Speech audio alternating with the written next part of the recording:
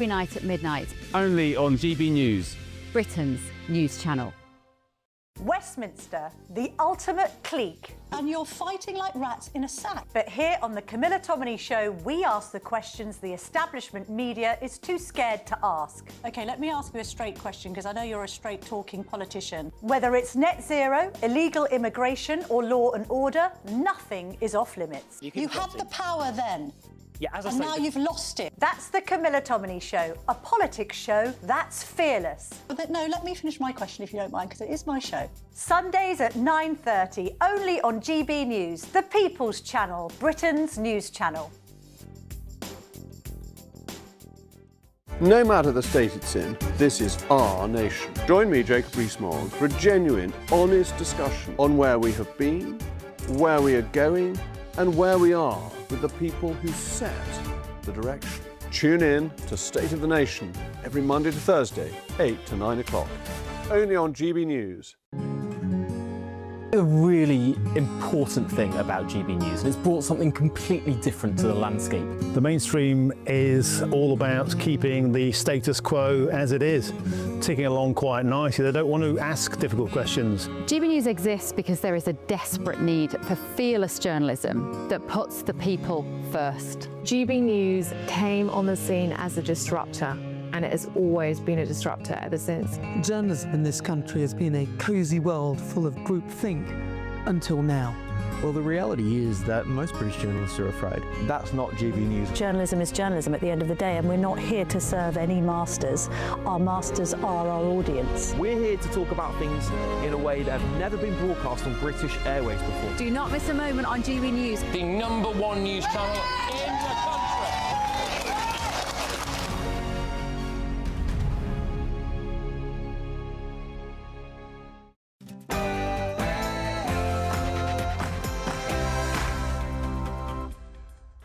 Hello, good morning to you. Thanks for your company. Live from Washington, D.C., this is GB News with the stories shaping Britain and America.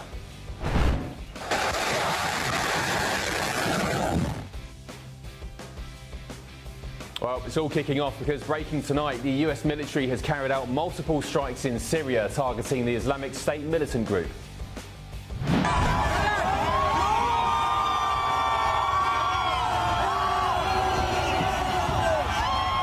The Iranian government protests spill onto the streets of not just Iran, but Britain and America too. Tonight, the Islamic Republic plunges the country into darkness and deploys military drones. Could we be just hours away from America getting involved as the death toll rises? Some reports suggesting more than 2,000 now in Iran. President Trump says the country's looking at freedom like never before.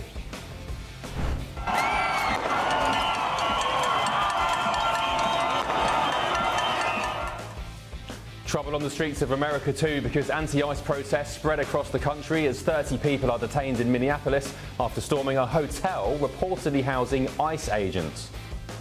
But on immigration, you better get your act together, or you're not going to have Europe anymore. You got to get your act together. Dictators can't stand him, but President Trump is backing the side fighting dictators. And one former British Prime Minister, in particular, has come out fighting for him tonight. There is a political fight that has to be had, and it's about the future of our country. Weeks away from heading to the polls as MPs prepare to debate whether to hold a snap general election. I'll tell you what, I won't hold my breath. I'm Ben Leo, and this is The Late Show Live.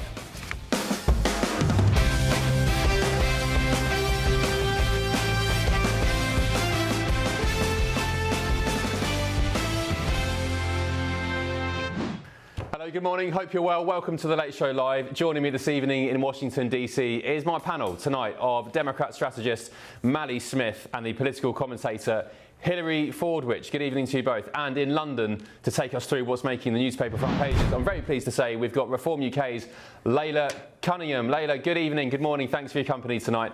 Hi, Ben. Right, let's crack on with the big stories of tonight. So Keir Starmer is reportedly in talks with European allies about deploying military personnel to Greenland that would guard the island for the US. So that's the key caveat. Not military personnel, British boots on the ground defending against America, but helping America defend against China and Russia. It follows threats, of course, from President Trump, who said he's considering seizing the island for security reasons. It's understood that plans would involve British soldiers, warships and planes being deployed to protect Greenland from, as I said, Russia and China. More on that very, very shortly. But moving on to other military matters, the US has said it carried out large-scale strikes this evening against multiple ISIS targets across Syria. America's Central Command says the operation, codenamed Hawkeye Strike, hit multiple ISIS positions just after 12:30 p.m. Eastern Time.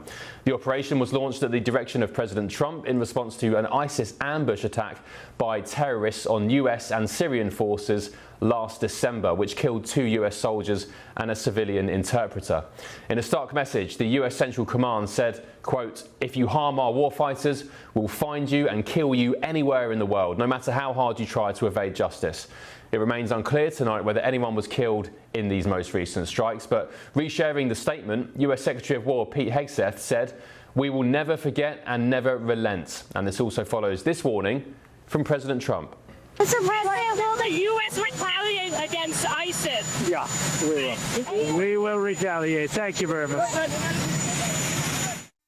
Joining me in Washington is my panel, political commentator Hilary Fordwich and the Democrat strategist Mally Smith. Good evening to you both. Good evening. Thanks for your Welcome company. back to America. Thank you very much. Thank you. We need to play some golf soon. That's my New Year's resolution. Not in the rain today, but when it gets warmer. Before we crack on with the stories, I just wanted to share Hilary's very nice GB News notebook, which she has very loyally kept bringing into the studio. So well done. I'm jealous. Even I haven't got one of those. Right. Let's crack on with serious matters. Yes. Mally, the situation.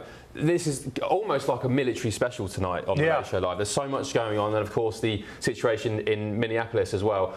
What do you make of the situation, first of all, in Syria tonight? A second round of strikes against ISIS. Yeah, I think it's completely appropriate. This is something that I think we're broadly going to have American support for.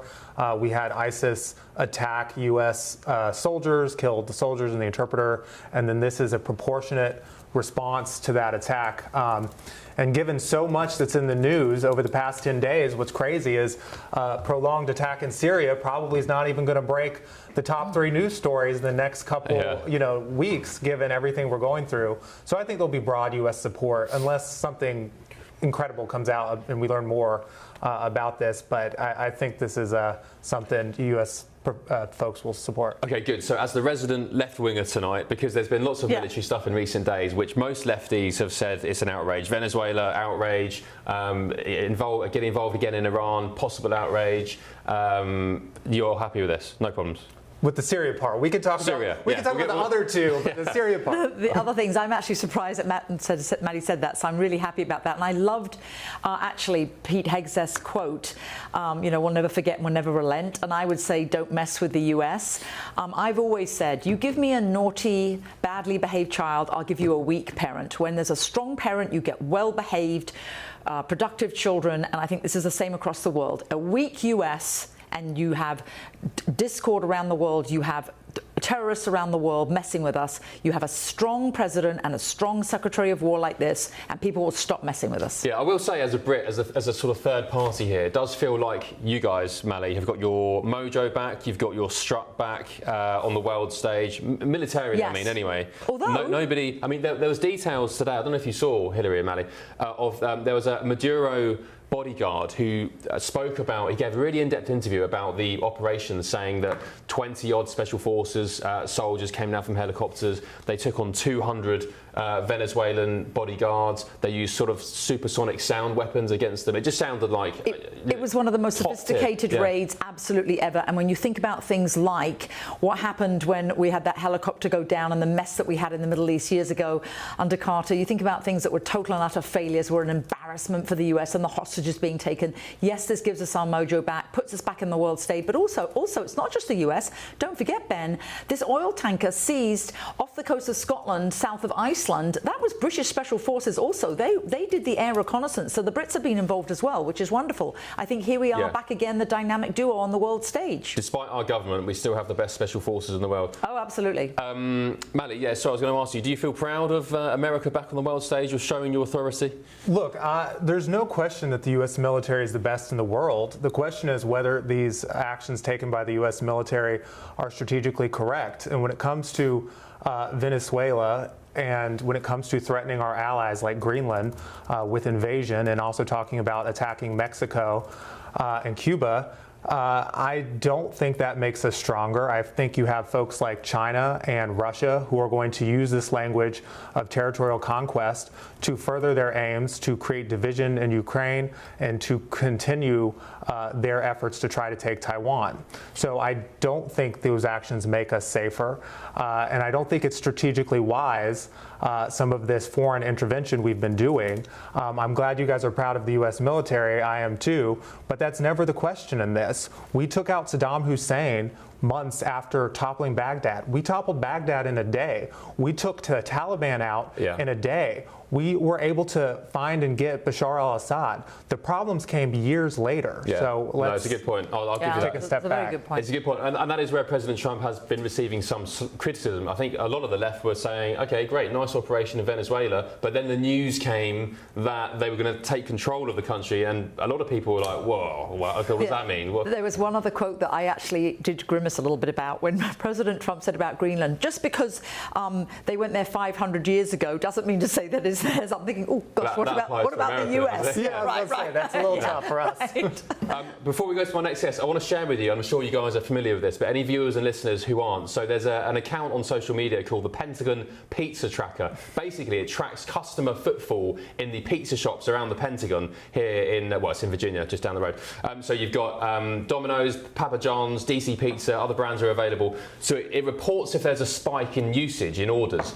This was a tweet earlier today, sorry, a post on X earlier today from Pentagon Pizza Watch saying Papa John's, 2 miles from the Pentagon, is experiencing an extreme spike in activity, reaching 244% above normal custom as of Saturday morning. DEFCON level is 4. Now, what this suggests, what this normally is interpreted by, is that people working in the Pentagon, defence staff, working on security operations, are pulling all-nighters because something is about to happen imminently, i.e. militarily. Anyway, hours later, after that tweet, Papa John's custom through the roof, we learned that the US had struck Syria some hours later. So it seems to be accurate, and it's been accurate. Wait a second, people are eating pizza in the morning?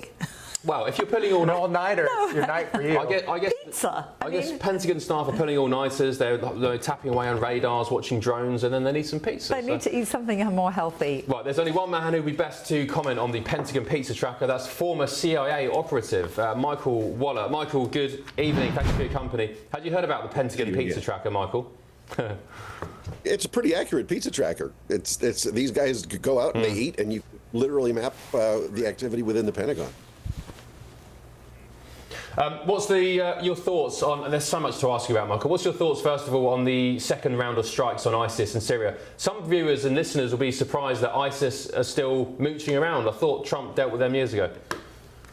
Well, yeah, it's important to just wipe them out every time they kill us and our allies. We've seen how the U.S. officials have been specifically saying our Syrian ally, the interpreter who was helping us out, this is for them, for that person too. So it's time to just stop putting, shoot me, kick me signs on ourselves and to wipe these guys out and put an end to this ISIS nonsense.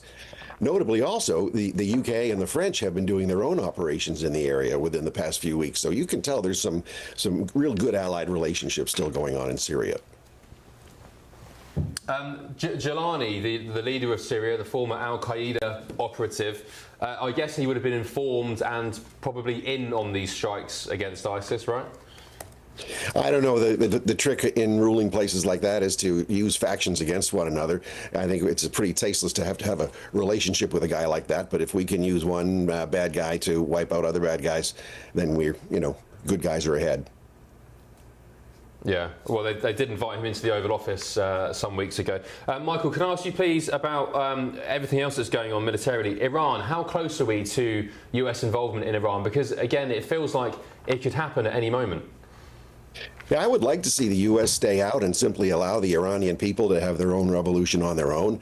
Perhaps we can provide them with intelligence. Perhaps we can knock out some targets that are going to wipe out a lot of innocent people. Other than that, I think this is the Iranian people's move on their own. It's good to hear the American president say that he's standing with the Iranian people, because that means he's not going to spare the regime. Is the CIA on the ground in Tehran and Iran, Michael? I've got no way of knowing. I presume.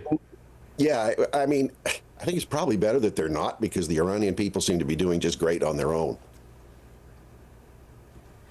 Yeah, I mean, that's fine. I get what you're saying, but there are Iranians on the ground in Tehran and the other cities and the provinces across the country begging for American intervention. The first reports about the number of the death toll reports were something like 50 odd this morning, but there are now organisations on the ground in Iran saying that actually the bodies are piling up in hospitals. The death count is more than 2,000, which is a completely different ballgame altogether.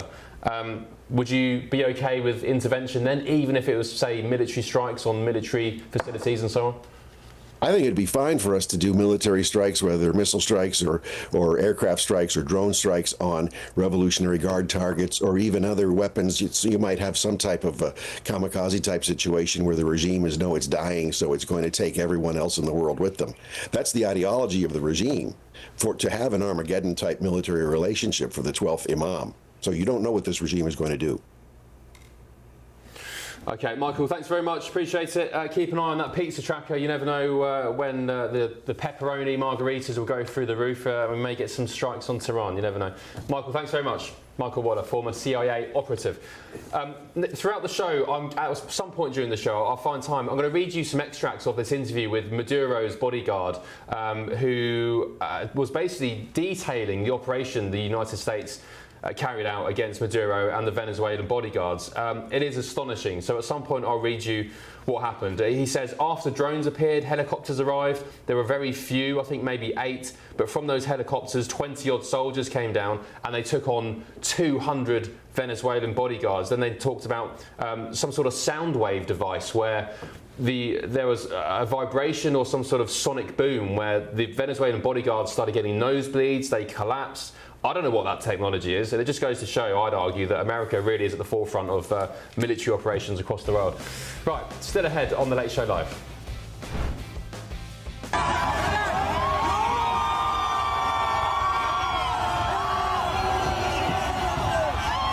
Well done, that man. That was in London today. Anti-Iranian government protests hit both Britain and America, with President Trump making a fresh threat of intervention. Also tonight, for working people, we are not going to increase their taxes.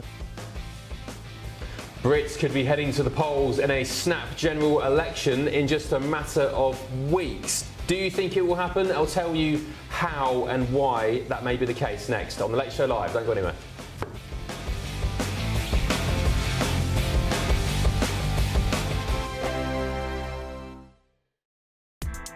Join me, Nana Akwe, for an informative, interactive news programme with a difference. It's fun. No, he didn't say that, Dave. I'm so surprised. I think there's an element of truth to that. Join me from 3 p.m. every weekend, only on GB News, Britain's news channel. Hi, I'm Michelle Dewberry, and my show is your opportunity to cut through all the noise and dive in headfirst to some robust debates. Ideas clash. Situation, no, because the failure is you're deliberately avoiding my point. Nothing's held back. And if you think this is the end of it, wait for more. And we do not shy away from the difficult stuff. Sometimes I want to shake people and say, if only you understood. So join me on Jubes & Co. weeknights at 6 p.m. only on GB News, Britain's news channel. Britain was once the envy of the world. But look around. A nation that no longer knows what it is or where it's going. A country that's broken.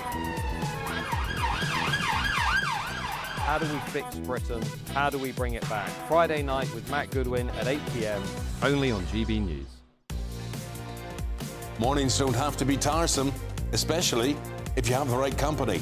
Wake up to news as it happens, opinion and debate, and of course, a little bit of entertainment too. Because when the kettle's on, we're on. That's Breakfast on GB News, a show worth waking up for. Every morning from 6 a.m. Only on the People's Channel, Britain's news channel. We'll spread the news, you spread the word. From the school run to the home run, watch a new show for all of Britain. He can say whatever he wants. A straight talking show where all voices are heard. And, you know, when are we going to stop talking about smashing the gangs and actually do it? With the stories that matter from every part of our country. There's a bit of a crash landing there for your Chancellor. Bold, fearless and standing up for you. That's me, Martin Daubney, 3 p.m. till 6 p.m. weekdays, here only on GB News. The People's Channel, Britain's news channel. In the GB Newsroom, we bring you the news as it happens. With our team of dedicated journalists across the UK. We're ready to keep you up to date with what's happening every half an hour, every single day. Bulletins here on GB News. The People's Channel. Britain's news channel. Westminster's full of talk, but out here, it's the real world. Am I allowed to talk now? No, that's it.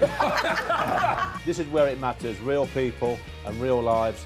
That's what politics is all about. The fact is Trump made a good start.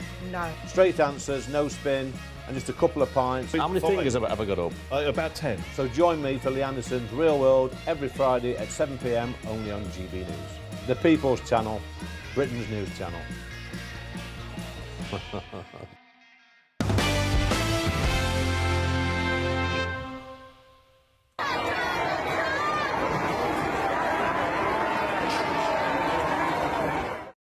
Welcome back to The Late Show Live. Mosques are being burnt down, a blackout imposed and the death toll rapidly rising. Reports on the ground suggest more than 2,000 in Iran tonight, which would be incredibly tragic. But I will say, those brave Iranian people, the men, the women, particularly the women and the girls, rising up, good for you. Somebody's emailed and said, how do you say your name? Haino Vokrod. Why don't you bring on Mayor Tusi? I spoke to Mayor tonight to see if he'd come on. He's busy doing his show, but I did speak to him when I covered for Martin Daubney last week.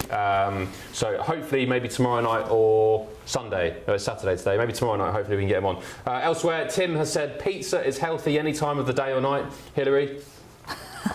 It's empty carbs. There's lots of other far more nutritious things you can have. I heard pizza's very good with a diet cola and maybe a vape as because well. it's suicide in a bottle at Diet Coke, all those chemicals. All right, more on Iran very shortly. But first, back to domestic matters in Britain. Just a reminder of some of the other breaking news. There could be a snap election very, very shortly. But sorry, the other breaking news tonight, the US military says it's carried out a large-scale strike against multiple ISIS targets across Syria. The operation was launched, of course, in response to the 2 US soldiers who were killed back in December. There's footage of, I think it's an F-16, imminently taking off against Syria earlier today. It happened about 12:30 p.m. local time here in America. More on that throughout the show, but as I said, back to domestic matters in Britain. MPs will, on Monday, debate whether to call a snap general election. Can you believe it? It follows a recent petition calling for an election which has amassed over 1 million signatures online. And it follows, of course, a poor poll rating for the Prime Minister, as we broke on the show last night, which put Sir Keir Starmer on a net favourability rating of -37. Let's speak to former Labour MP Stephen Pound. Stephen, can you think of any other former Labour Prime Minister or leader with such an awful favourability rating? Not in those numbers, to be honest. I mean, I remember times when Harold Wilson was deeply unpopular.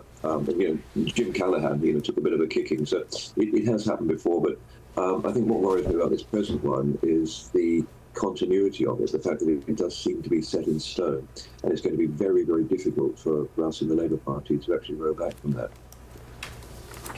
OK, what do you make of this petition, Stephen? More than 1 million signatures. People want a general election now. Will it be debated in Parliament? And I think I know the answer to this second question. Will we get the general election? Well, in a word of 2 letters, no, we won't. But let's get a couple of things straight about this. These petitions. Petitions have been applied to Parliament since the 17th century. Once it was the only way you could actually get Parliament to attend anything, mostly things about, whether you owned a bit of land or not. Then back in 2008, Tony Blair, who was a great Democrat, decided to actually give this some welly and say that instead of just having a petition, which was just basically a letter popped through the post of Parliament and you could lie on the floor forever, they actually had this mandatory thing. If you hit a certain threshold, you would have it debated, usually in Westminster Hall rather than in Westminster.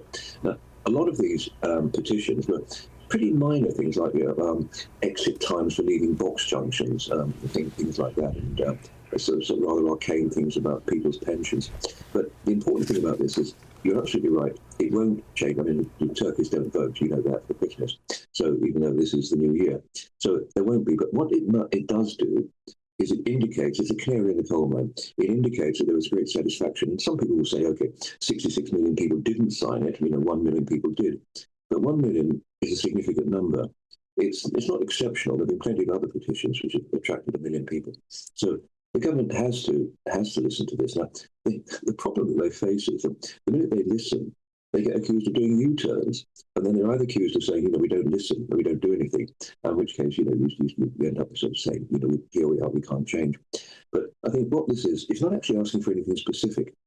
It's not asking for any movement on taxation, on sort of beer duty or anything like that, on vehicle excise duty or petrol. It's nothing specific. It's just actually asking for a general election. That is profoundly unpatriotic. Yeah. The one thing that would be utterly disastrous for this country at the moment in terms of its economic standing in the world and the bond market, if we got plunged into the utter chaos of a general election. And let's face it, we've got a big national election coming in May. Did you say the petition is unpatriotic? I do. To call for a general election. Is it unpatriotic? It's highly democratic. People care about the direction of travel of their country. They would argue the country under Keir Starmer is going to hell in a handcart. I mean, that sounds quite patriotic to me. They want to save their nation. No, it doesn't. You're confusing democracy with patriotism. It's perfectly legitimate in a democratic society to say, off with their heads. No problem with that. But what you cannot do is to actually talk down the country and say, look, what the consequences would be. We'd be plunged back into the Liz Truss nightmare days of having instability. We've had so many general elections. Look, we've got a huge national United Kingdom elections in May. That will actually send the strongest possible signal. But to simply say, we want a general election, not for any reason. Which your lot have cancelled, Stephen. You're so scared about getting absolutely smashed at the ballot box. You've cancelled most of the elections. And by the way, saying that Labour's whole argument, Stephen, and Keir Starmer does it all the time, your whole argument is, yeah, but what about Farage? Yeah, but what about the bogeyman? Yeah, but what about the consequences if we had an election? We'll go back to the dark days of Liz Truss. Absolute BS, Stephen. Sorry. I've not mentioned Nigel Farage. And can I just say, you confuse me. When you say your lot, can I say I'm not actually a Conservative. It's the Conservative councils that are actually calling for these things to be postponed. Quite simply because it would be a vast cost. For a lot of people, you're both the same. You're the same entity. You're the uni party. Well, I mean, that's George Galloway's old comment about being two cheeks of the same watch. Look, the reality is that if local government is being reorganised, I think most of us agree that local government is too big, it's too sprawling, it's not productive, and it's not actually creating value for money. To actually unite a lot of these councils, it makes good sense. Why have one election now and then have another one in 18 months? I'm sorry, it's a waste of money. OK. All right, Stephen Pound, former Labour MP, thank you for staying up late with me. Really appreciate your company. Thank you. Stephen Pound thinks that a petition calling for an election is deeply unpatriotic. I mean, gbnews.com/your say. You heard what I thought of that. Let me know what you think about it. Still ahead on The Late Show Live, President Trump is, quote, ready to help Iranian protesters, with discussions reportedly being held on how to carry out a military strike. And I don't think it's far-fetched to say we could see in the next couple of hours, maybe on The Late Show Live tonight, US intervention in Iran. The death toll reportedly on the ground is now more than 2,000. Unverified, but more than 2,000. Back in just a tick on The Late Show Live.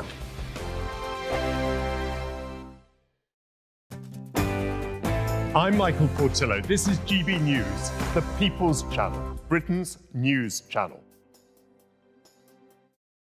Westminster, the ultimate clique. And you're fighting like rats in a sack. But here on the Camilla Tominey Show, we ask the questions the establishment media is too scared to ask. OK, let me ask you a straight question, because I know you're a straight-talking politician. Whether it's net zero, illegal immigration or law and order, nothing is off limits. You had the power then. Yeah, and now you've lost it. That's the Camilla Tominey Show, a politics show that's fearless. But no, let me finish my question if you don't mind, because it is my show. Sundays at 9:30, only on GB News, the People's Channel, Britain's news channel. No matter the state it's in, this is our nation. Join me, Jacob Rees-Mogg, for a genuine, honest discussion on where we have been, where we are going, and where we are with the people who set the direction. Tune in to State of the Nation every Monday to Thursday, 8 to 9 o'clock. Only on GB News. Britain deserves a newsroom that puts the facts and your voice first. Well, and that's what you get on GB News. Lively debates, lively conversation. And we're not afraid to hold power to account. And each other. So join me, Andrew Pierce. And me, Miriam Gates, for Britain's Newsroom, weekdays from 9:30 on GB News. At GB News, we love to hear from you, our loyal community. So drop us a line at gbnews.com/yoursay. There you can talk to each other and also to the presenters live on air. gbnews.com/yoursay, because GB News is your channel, Britain's news channel. Westminster's full of talk, but out here, it's the real world. Am I allowed to talk now? No, that's it. This is where it matters, real people and real lives. That's what politics is all about. In fact, has Trump made a good start? No. Straight answers, no spin, and just a couple of pints. How many fingers have I got up? About 10. So join me for Lee Anderson's Real World every Friday at 7 p.m. only on GB News. The People's Channel, Britain's news channel. From the school run to the home run, watch a new show for all of Britain. He can say whatever he wants. A straight talking show where all voices are heard. And, you know, when are we going to stop talking about smashing the gangs and actually do it? With the stories that matter from every part of our country. There's a bit of a crash landing there for your Chancellor. Bold, fearless and standing up for you. That's me, Martin Dordme, 3 p.m. till 6 p.m. weekdays here only on GB News. The People's Channel, Britain's news channel. I'm Stephen Dixon, and thanks for joining us on GB News, Britain's news channel.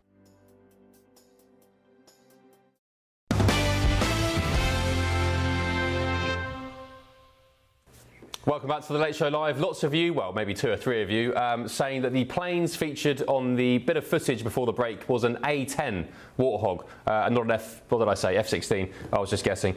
Somebody else has said Zelensky must be feeling a bit left out right now. Boo-hoo. I think talking about military action. Lots of you calling for a general election right now. Of course, that's being debated on Monday. And Bill, you've said in response to Stephen Pound saying a general election is a waste of money and unpatriotic, you've said a waste of money to have a general election. It would save us billions to kick these, I can't repeat what you call them, these people out of government. And Eddie, hello Eddie, hope you're well, mate. You've said general election needed immediately, Ben. Even I can tell you that Labour certainly won't be getting in. The sooner they go, the better the UK will be. Right, let's get a reminder of some of the other breaking news tonight. The US military says it's carried out large-scale strikes against multiple ISIS targets all across Syria. The operation was launched at the direction of President Trump in response to an ISIS ambush attack on US and Syrian forces last December, which killed 2 US soldiers and a civilian interpreter. More on that throughout the show. But also breaking tonight, President Trump has said the USA stands ready to help Iranian protesters find freedom like never before.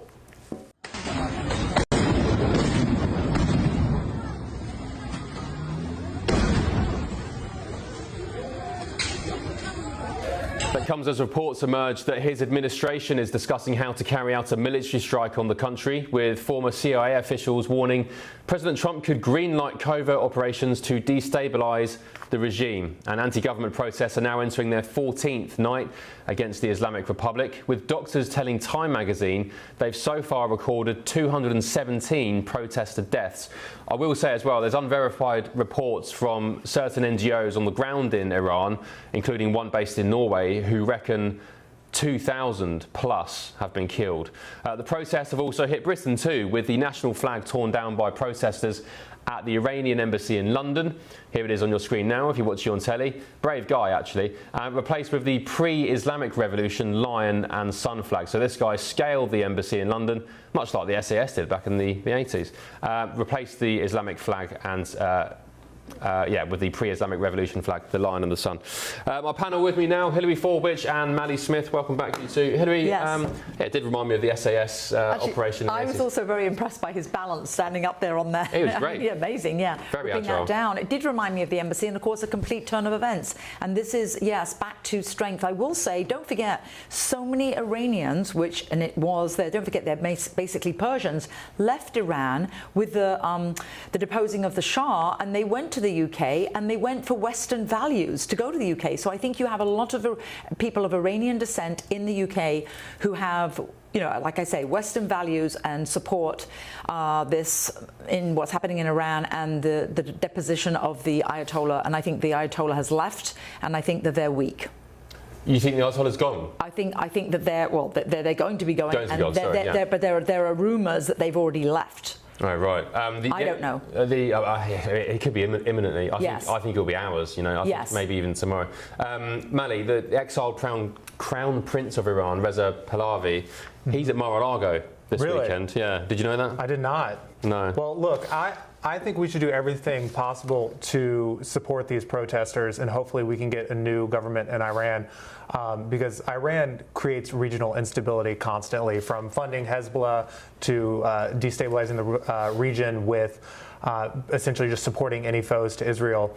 But with that being said, I am very hesitant of military strikes, just because as someone, you know, who grew up in America, I was a kid during the Iraq War, Afghanistan, and Syria. Every time it seems like we go full into intervention mode, I feel like there's a spiral out of consequences. So I think it's figuring out how diplomatically, and then also with covert operations, potentially cyber, how do we help these protesters topple this government without necessarily putting troops on the ground. And make sure we can extricate ourselves, is what you're saying. Yeah, there were reports tonight saying that the first wave of American intervention was and is cyber attacks. Apparently there are cyber attacks underway now. And of course Elon Musk as well. There was some great footage earlier doing the rounds on social media showing Starlink satellites from Elon Musk, maybe 24 of them sprawled across the because the Ayatollah skyline. has brought down the internet, so absolutely. And then what you're seeing on fire there in a lot of instances are hijabs, women taking off their hijabs, dancing and with their hair flowing. Yeah. And do you know what? Each and every one of those protesters who have been killed, is it 200? Is it 2,000? Each one and every one of them are heroes, you know, fighting for the future of their nations, for their families, for their children, their grandchildren.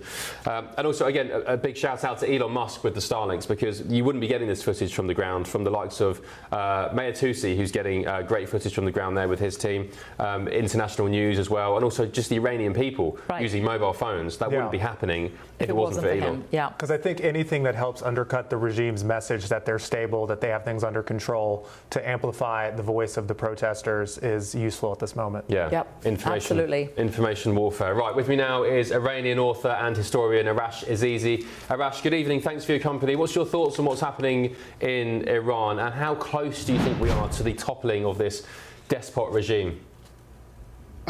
First of all, you know, I am full of admiration. Sorry, I got emotional just watching the videos that you just showed, because I'm really full of admiration for the brave people of Iran, who are really facing terrible odds against this brutal dictatorship. By all accounts, the regime on its deathbed has killed hundreds of them today all across the country. And you're right that they're truly heroic in confronting this brutal dictatorship, as they have time and time again. So that's definitely true. I do believe the writing is on the wall for the Islamic Republic. Its core policies have failed. Its core structures are clearly ineffective. It has lost all its allies in the region and beyond with the fall of the Maduro regime. So it's a tough path ahead. The protesters still have a lot of problems. There's no easy path forward, but the writing is certainly on the wall for them. Okay, and what does the future of Iran look like if and when the regime is toppled? I mean, let's talk about in 1 year, then in 5 years, in 10 years. What does it look like? Look, first of all, Iranians want democracy. It's going to be difficult. We don't live in a region with a lot of democracies around, but I think a lot of us want a democracy. We are a divided society. We have our differences, but I think they can all be handled in a democratic country like Britain. We can have a few political parties that expresses differences. But in Iran, without facing the sanctions, and Iran that doesn't repress its own people, and Iran that invites these millions of Iranians who have had to leave their country, will be immediately one of the most educated societies in the region. It has the potential to become one of the wealthiest countries in the region. It has the potential to be one of the most culturally creative countries in the region. Already you can see the Iranian cinema, Iranian art dazzles people around the world. And you can see that the Iranian immigrants around the world in different countries, have contributed to many countries in Europe, in the West, in Israel actually. A lot of them being able to come back home gives us a lot of hope for a bright future. We need to get rid of the regime, and we need to, what we really need is a government elected by the people, but also a government that puts Iran first. For a very long time, Ayatollah Khamenei, supreme leader in the Islamic Republic, they don't even claim to put Iran first. They don't claim that they care for the interest of Iranians.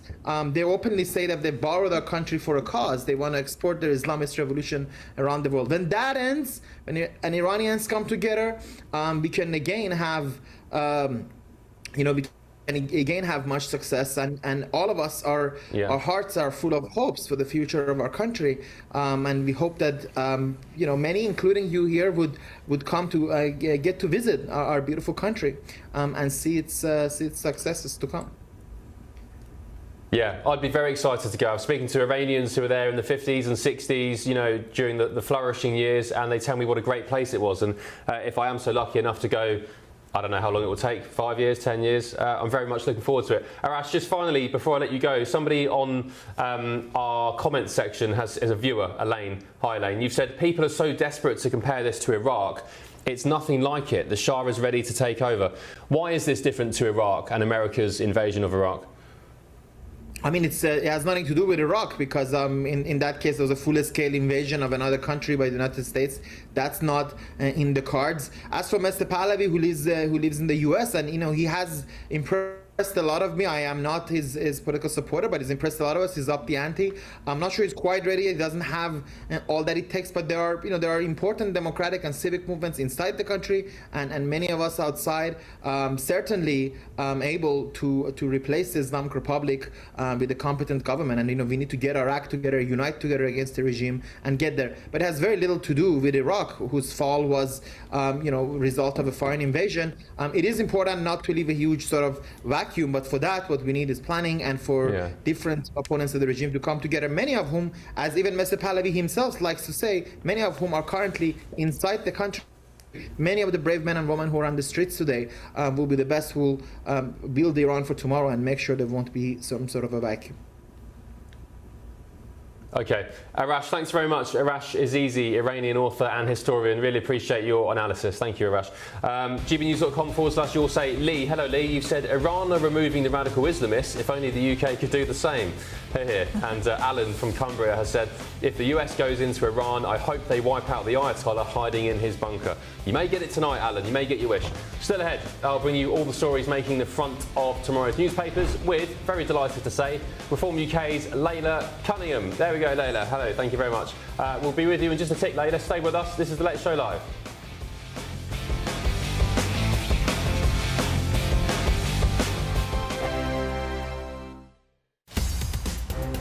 In the GB Newsroom, we bring you the news as it happens. With our team of dedicated journalists across the UK, we're ready to keep you up to date with what's happening every half an hour, every single day. Bulletins here on GB News, the People's Channel, Britain's news channel. Mornings don't have to be tiresome, especially if you have the right company. Wake up to news as it happens, opinion and debate, and of course, a little bit of entertainment too. Because when the kettle's on, we're on. That's Breakfast on GB News, a show worth waking up for. Every morning from 6 a.m. Only on the People's Channel, Britain's news channel. We'll spread the news, you spread the word. Westminster's full of talk, but out here, it's the real world. Am I allowed to talk now? No, that's it. This is where it matters, real people and real lives. That's what politics is all about. The fact is Trump made a good start, no. Straight answers, no spin, and just a couple of pints. How many fingers have I got up? About 10. So join me for Lee Anderson's Real World every Friday at 7 p.m. only on GB News. The People's Channel, Britain's news channel. At GB News, we love to hear from you, our loyal community. So drop us a line at gbnews.com/yoursay. There you can talk to each other and also to the presenters live on air. gbnews.com/yoursay, because GB News is your channel, Britain's news channel. Join me, Nana Akwe, for an informative, interactive news programme with a difference. It's fun. No, he didn't say that, Dave. I'm so surprised. I think there's an element of truth to that. Join me from 3 p.m. every weekend, only on GB News, Britain's news channel. You want to know what's really going on in the corridors of power? Labour don't know what to do with you half the time, and that makes you quite lethal in the chamber. Get behind the headlines with Chopper's political podcast. Join me, Christopher Hope, as I sit down with the great and the good of British politics. We'll see where this ruling takes us. These are the stories shaping our nation. Chopper's political podcast, available now on all platforms. Listen in and stay ahead.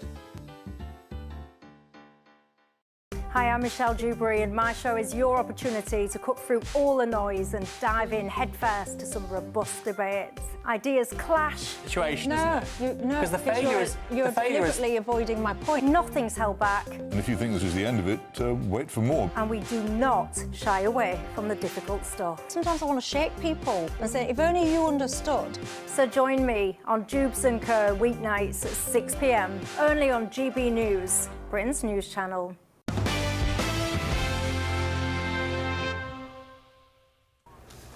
Welcome back to The Late Show Live. I'm Ben Leo. Let me remind you of tonight's breaking news. The US military says it's carried out large-scale strikes against multiple ISIS targets across Syria. The operation was launched at the direction of President Trump in response to an ISIS ambush attack on US and Syrian forces back in December, where 2 US soldiers and a civilian interpreter were killed. More on that throughout the show. For now, let's delve into some of the main stories on the front pages of tomorrow's papers with Reform UK Westminster City Councillor and London mayoral candidate for Reform, Layla Cunningham. Layla, nice to see you. Good evening. Good evening, Ben. Let's get stuck into... let's talk about Iran, shall we, Layla? Let's look at the front page of the Sunday Telegraph. Only one story, really. What's your thoughts on what's going on? Are we close to regime change, the regime being toppled? Well, the problem is if it is toppled, what happens after that? There will be a power vacuum. But you've got to give it to Iranians, because Iran's the organisation that funds terrorism across the Middle East, and it's always threatening Western cities and Western civilization. So, you know, they're doing a job for us.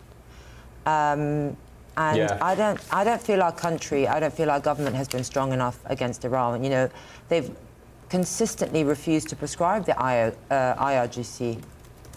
They won't push for sanctions. We still have an embassy. We still have diplomats roaming around. And, you know, Iran is a global threat. And I think, it's good that Trump's taking decisive action. Are you surprised that there was a tweet earlier? Somebody asked Grok, the under fire controversial Grok AI on X. Somebody asked Grok earlier, had any Labour cabinet ministers, or the Prime Minister, Keir Starmer, Wes Streeting, Rachel Reeves, any of them, had any of the Labour cabinet posted about Iran in the last week or so? Apparently, according to Grok, and I've not checked this, so it could be wrong, but Grok says, no, there's been tone-deaf silence from this government about Iran. Why may that be, do you think, Layla? I don't know. I don't know how you can say you stand up for human rights and be silent about this. You know, I think Starmer did say something like, you know, we urge restraint. You know, does he realise that they're killing women and men? They're shooting them, and he's saying we urge restraint. I think Trump, you know, is acting like, you know, that's strong leadership, because, as I said, I think the Iranians are doing a job for all of us. He said, if you massacre civilians, you know, we're going to erase your command, and he showed how he can do that very swiftly in Venezuela. Like you said, I also read the account of the soldier Venezuela. Incredible show of force. It was an amazing account, and it sounds like the US has got technology and weapons which the general public hasn't known about, and I think it's a massive middle finger to the likes of Iran, China, Russia, basically the US saying, we're back on the world stage, baby. Let this be a warning shot to you. Layla, can we just talk quickly about... sorry, go on. Sorry, just going back, you know, you mentioned China, Russia. Venezuela's part of that. and Iran. So I think you know, I feel it's almost like, do you remember that last scene in The Godfather, where Michael Corleone takes out the 5 big bosses? You know, I feel that's what Trump's on a mission to take out, you know, one by one, all those countries that undermine the West. Yeah, and actually, Boris Johnson penned a column in the Mail today, which we're going to touch on in the next hour, but he was basically saying all the, I think he called them lefty intergalactic idiots or something. He said a lot of the left, and actually most people, don't understand what Trump is trying to do. He is trying to put America first, but also literally trying to save the West. Because if you look at Venezuela, okay, their excuses, drugs, maybe they're going to take some oil whilst they're there as well, great Brucey bonus. But actually, Venezuela has been washing a lot of Iranian money, oil sale money, to bypass sanctions. So they're very heavily linked. So people aren't linking Venezuela to Iran. They're not linking Iran to the sleeper cell terrorists in the United Kingdom and elsewhere crossing the southern border in America. It's all linked, and people don't yet seem to grasp what Trump is trying to do. And they're still talking about diplomacy. Diplomacy doesn't work with, you know, psychopaths who want to kill the West. And that's, I think Trump has restored the fear factor. You know, Americans are back in business, like you said, and you got to fear us because we are supreme in power, in might, and resolve. OK, I'm going to bring my panel in DC here, the Democrat strategist Mally Smith and the political commentator Hilary Fordwich. And let's look at the front page of the Sunday Express, shall we? This is a call from Kemi Badenoch. She says that I'll save high streets and kickstart Britain. Layla, Kemi, in this piece for the Express, has basically accused Labour of deliberately destroying the high street with employers' NI, business rates and so on, so that people go unemployed, claim benefits and then have to rely on the Labour government to look after them, i.e. they're going to vote for them in the future. That's a Tory making. You know, it's rich her saying that because they did nothing about business rates when they were in power. And I've said this on another, you know, I mean, the Tories have to atone for their sins. They can't keep blaming Labour because all this started under them. You know, they should have scrapped business rates entirely. They should have slashed VAT for small traders. And, you know, it's under them that councils were choking high streets with endless parking fines, red tape. And Labour's just continuing what they started, really. Hilary, your thoughts? Remember, don't forget, Labour, they like to think that they came in with a mandate. What it was a protest vote due to the failures of the former Conservative government. So Kemi Badenoch, I mean, I really admire the fact that she's really trying. But don't forget, you've got Rachel Reeves has had to backtrack on the absolute decimation of the farming community. The farmers have been up in arms, and also with regard to the pubs, all the inheritance rules. So the Labour government has had to backtrack on every single one of their policies. The Labour government has failed. The Conservative government has failed. Kemi Badenoch is doing her absolute utmost. I know she's desperate because the only person that seems to have any platform or any way to even garner the British public and to bring the nation back is Nigel Farage. And I'm not just saying that as obviously somebody who's not exactly left-leaning, but Nigel Farage is the only one with a plan, and he has a plan to make Britain great again. And I don't think that Kemi really saying that she wants to do all she can. What's the exact plan? We need to know details. That's what needs to come forth from Kemi. Layla, is reform a process vote? No, of course not. We are the only vote. We're the only hope for the country. I mean, Britain's high streets are empty because the Conservatives tax the life out of small businesses. I remember going, speaking to a lady who owned a pub in Norfolk, and she told me, you know, I can't bear all the red tape. I've shut my business down. You know, they punish small business. They punish people for taking risk. Whereas in America, they don't. They reward risk.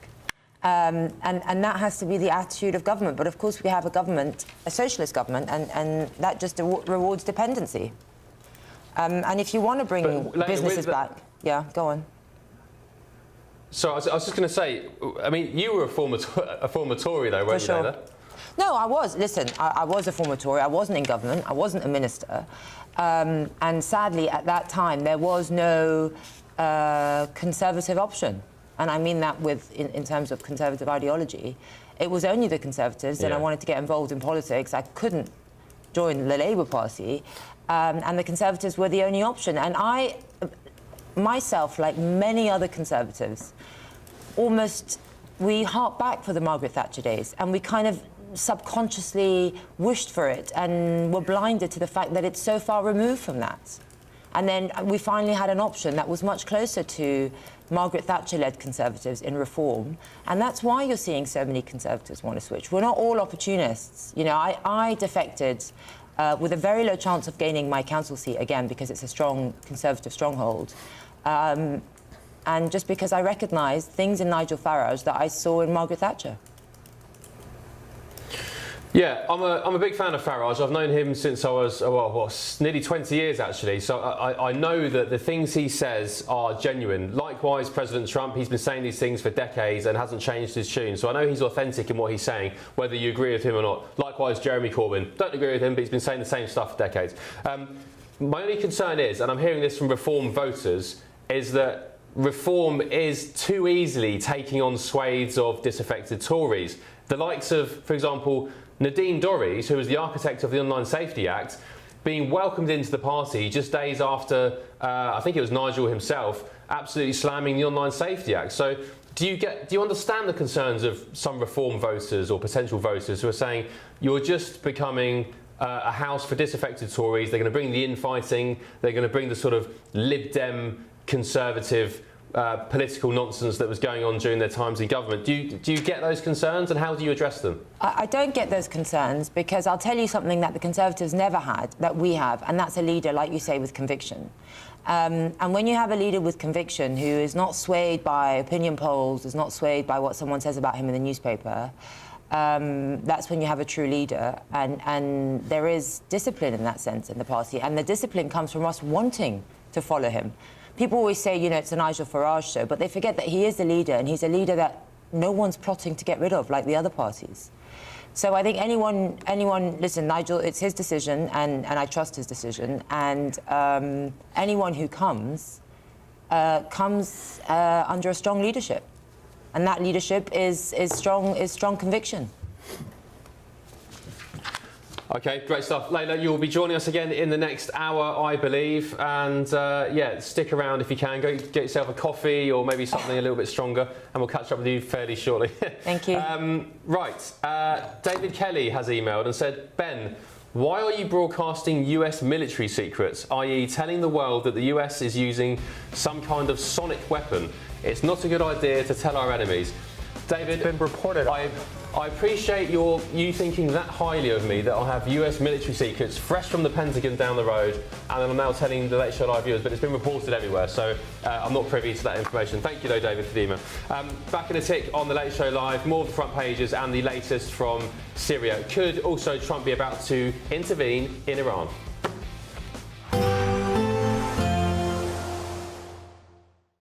Today, clouds overhead. Total zen within. Boxed Solar sponsors the weather on GB News. Hello, good morning. Welcome to your latest GB News weather. A very unsettled start to the day. Heavy rain, thick snow falling in places as well, icy conditions and strong and gusty winds. A change is happening. Milder air trying to come in from the Atlantic. Weather systems pushing north and eastwards. Tricky travelling conditions across parts of Scotland, northern England through the day as we see heavy snow changing to rain. The risk of flooding here, also parts of Northern Ireland as heavy rain continues. Strong and gusty southerly winds across the UK, driving more rain across England and Wales. Wind gusts in excess of 50-60 miles an hour in the north, and slowly turning milder, 11-12 Celsius across the west of the UK, still 3 or 4 in the east. And then through into the evening time, heavy rain across much of Scotland. This combined with snow melt as milder air moves in is likely to lead to flooding in places, so it is worth checking before travelling. Heavy rain starting to clear parts of Northern Ireland, still some strong and gusty winds through the evening time. Cloudy across much of England and Wales, further heavy rain which could lead to some disruption. Tricky travelling conditions as we go through the evening time. This all pushes north and eastwards as we head through into the evening and overnight. The centre of the low pressure could give some very strong winds across parts of Northern Ireland into northwest Scotland as we move into the early hours and the start of Monday. Showers following on behind, a much milder night. Temperatures above freezing across the whole of the UK. Perhaps perhaps even 8 or 9 degrees as a minimum temperature across southwest England. Monday gets off to a mixed start, some strong and gusty winds, heavy rain across northern Scotland, slowly easing. Elsewhere, some brighter skies for a time before further heavy rain pushes in from the south across England and Wales. Some hefty downpours developing, some brighter skies for parts of Northern Ireland and Scotland, but showers in between northern Scotland, also seeing rain and mild weather for all. Today, clouds overhead.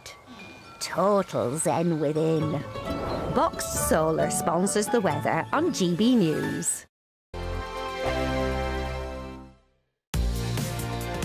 Mornings don't have to be tiresome, especially if you have the right company. Wake up to news as it happens, opinion and debate, and of course, a little bit of entertainment too. Because when the kettle's on, we're on. That's Breakfast on GB News, a show worth waking up for. Every morning from 6 a.m. Only on the People's Channel, Britain's news channel. We'll spread the news, you spread the word. Hi, I'm Michelle Dewberry, and my show is your opportunity to cut through all the noise and dive in headfirst to some robust debates. Ideas clash. Situation, No, Because the failure is... You're deliberately avoiding my point. Nothing's held back, And if you think this is the end of it, wait for more. and we do not shy away from the difficult stuff. Sometimes I want to shake people and say, if only you understood. So join me on Jubes & Co. weeknights at 6 p.m, only on GB News, Britain's news channel. Join me, Nana Akwe, for an informative, interactive news programme with a difference. It's fun. No, he didn't say that, Dave. I'm so surprised. I think there's an element of truth to that. Join me from 3 p.m. every weekend, only on GB News, Britain's news channel. At GB News, we love to hear from you, our loyal community. So drop us a line at gbnews.com/yoursay. There you can talk to each other and also to the presenters live on air. gbnews.com/yoursay, because GB News is your channel, Britain's news channel. Westminster, the ultimate clique. And you're fighting like rats in a sack. But here on the Camilla Tominey Show, we ask the questions the establishment media is too scared to ask. OK, let me ask you a straight question, because I know you're a straight-talking politician. Whether it's net zero, illegal immigration or law and order, nothing is off limits. You had the power then. Yeah, as I and say, now you've lost it. That's the Camilla Tominey Show, a politics show that's fearless. But no, let me finish my question if you don't mind, because it is my show. Sundays at 9:30, only on GB News, the People's Channel, Britain's news channel. From the school run to the home run, watch a new show for all of Britain. So he can say whatever he wants. A straight talking show where all voices are heard. And, you know, when are we going to stop talking about smashing the gangs and actually do it? With the stories that matter from every part of our country. There's a bit of a crash landing there for your Chancellor. Bold, fearless and standing up for you. That's me, Martin Dordme, 3 p.m. till 6 p.m, weekdays, here only on GB News. The People's Channel, Britain's news channel. I'm Tom Harwood. This is GB News, Britain's news channel.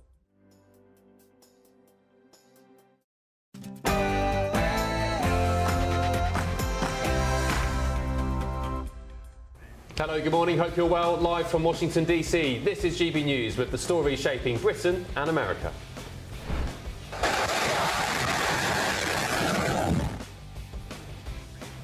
Breaking tonight, the US military has carried out multiple strikes in Syria targeting the Islamic State militant group.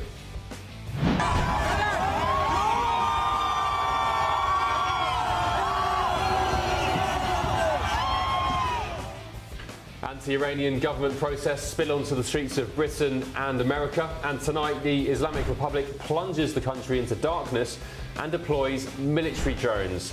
And as the death toll continues to rise, President Trump says the country is looking at freedom like never before.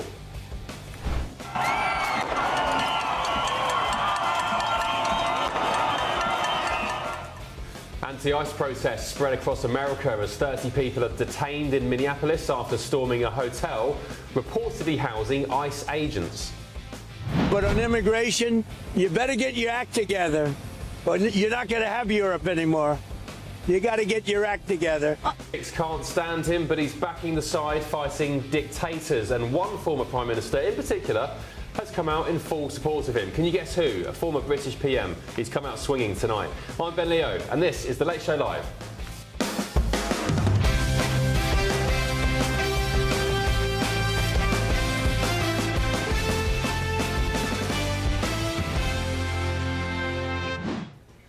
Hello, welcome to The Late Show Live with me, Ben Leo. Joining me this evening in Washington, D.C. is my panel of Democrat strategist Mally Smith and the political commentator Hilary Fordwich. And in London to take us through what's making the newspaper front pages tomorrow is Reform UK's Layla Cunningham. Hello, Layla. Thanks for joining us again for the second hour. Hi, Ben.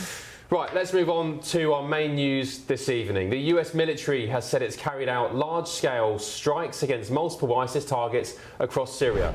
America's Central Command says the operation, codenamed Hawkeye Strike, hit multiple ISIS positions just after 12:30 p.m. Eastern Time. That's around 5:30 p.m. UK time. The operation was launched at the direction of President Trump in response to an ISIS ambush attack on US and Syrian forces in Syria last December, which killed 2 US soldiers and a civilian interpreter. In a stark message, the US Central Command said, "If you harm our warfighters, we'll find you and we'll kill you anywhere in the world, no matter how hard you try to evade justice." It remains unclear tonight whether anyone was killed in these most recent strikes, but resharing that statement, the US Secretary of War, Pete Hegseth, said, "We will never forget and never relent." And this also follows this warning from President Trump. Mr. President, will the U.S. retaliate against ISIS? Yeah, we will. We will retaliate. Thank you very much. Joining me in DC tonight is my panel, Hilary Fordwich and Malbert Smith, or Mally Smith, as we'll say. We're friends, aren't we, Mally? I was about to say, give me my full name, my full government name. Only when you've been naughty. You've still got an hour to behave yourself, so no naughtiness. Right, panel, I want to share with you and viewers and listeners a column from a former British Prime Minister, one Boris Johnson, if you guessed it right. He's come out all guns blazing in defence of President Trump today, in tomorrow for the Mail on Sunday. He's hit out at what he calls, and I love this, intergalactic lefty bedwetters who are, quote, so deranged by their hatred of President Trump that they're blind to the fact he's on the side of the good guys. So if you're looking on your screen now, Boris Johnson, the intergalactic lefty bedwetters, like Rory Stewart, he cites, are so deranged by Trump, they're blind to the fact that from Venezuela to Iran, he's on the side of the good guys and making the world a safer place. I thought I'd make you, or bring you at least, some of his greatest hits from that very article. He writes, quote, "Someone sent me a clip of former Tory MP Rory Stewart, who is now the Colonel-in-Chief of the Legion of Intergalactic Lefty Bedwetters. Rory was so scandalised about Trump that he was genuinely claiming that the United States was just as much of a threat to British interests as, wait for it, communist China." Boris Johnson continued, "Well, it's time for everyone to calm down. Take whatever medication you've been prescribed, Mesame, for your Trump derangement syndrome." And he goes on, "If the lefties really care about Ukraine, why aren't they celebrating this moment instead of moaning and muttering behind their hands?" Johnson continued, "What did it mean? What was the view in London? We needed to know. Over to Keir in Downing Street, and what did we get? Colossal gobbledygook. Sorry, I can't say anything. He blinked. Not until I know the details." He ends, "Thanks to Trump's boldness, our side was successful last year. If Trump is strong now in standing up to President Putin, as only he can be, the good guys can be successful again in 2026. Hilary, what did you make of this column from Boris? Well, I don't want to sound like a Boris sycophant, but I thought this very erudite article was actually correct on every point. Who wants to be on the side of the bad guys? One of the things I really love, when President Trump was asked what was his outlook for 2026, what did he want? And he said, world peace, peace. He wants to be the president of peace. He actually is doing this. Every single action is to get rid of the bad guys, to get rid of the narco-terrorists, to get rid of all the drug traffickers. And I think every single move is to put his foot down to stop all the nefarious acts that are going on in the world. And some of them obviously seem like they're belligerent to begin with, seem like they're aggressive to begin with. But what he's doing is he's stamping out all these nefarious, like I said, narco-terrorists. And I think in the long run, it will be good for world peace. And I think the UK, just like siding with the US and being the providing British airspace reconnaissance for taking that that oil tanker off the coast of Scotland. I think it's really important that the British stay close to the US and get rid of all the bad guys. So I agree. Well said. Mally, are you an intergalactic lefty bedwetter? I don't think so, but you know, it's interesting you talked about Trump derangement syndrome, but I think Boris Johnson has Trump sycophant syndrome, where no matter what this man says or does, you have conservatives and MAGA folks like him who are going to agree with him. So I'd argue Boris isn't conservative, by the way, but no, he wasn't. Otherwise, it wouldn't have been in the state, and the Labour government wouldn't have had the mandate that they did, which was a protest vote against the Conservative government. Yeah, sorry, Mally, to interject. Sorry. Well, I certainly wouldn't read him as liberal or progressive. But with that being said, look, his incredible analysis that I am with the good guys and we're going to take out the bad guys is not a strong foreign policy. And the idea that the UK is going to be hand in hand with us in our foreign adventurism, you probably will. You followed us in the Iraq war hand in hand with George W. Bush when we didn't have weapons of mass destruction, and obviously that was not a great decision. It's easy to say that these are bad actors and that they shouldn't rule their country, but the questions come the days, months, and years after. We're talking about ISIS. ISIS came about after the fall of Iraq, Syria, and it popped up after a power vacuum. We are now dealing with ISIS in Syria because foreign adventurism led to the toppling of government and something worse took its place. So I love the U.S. military.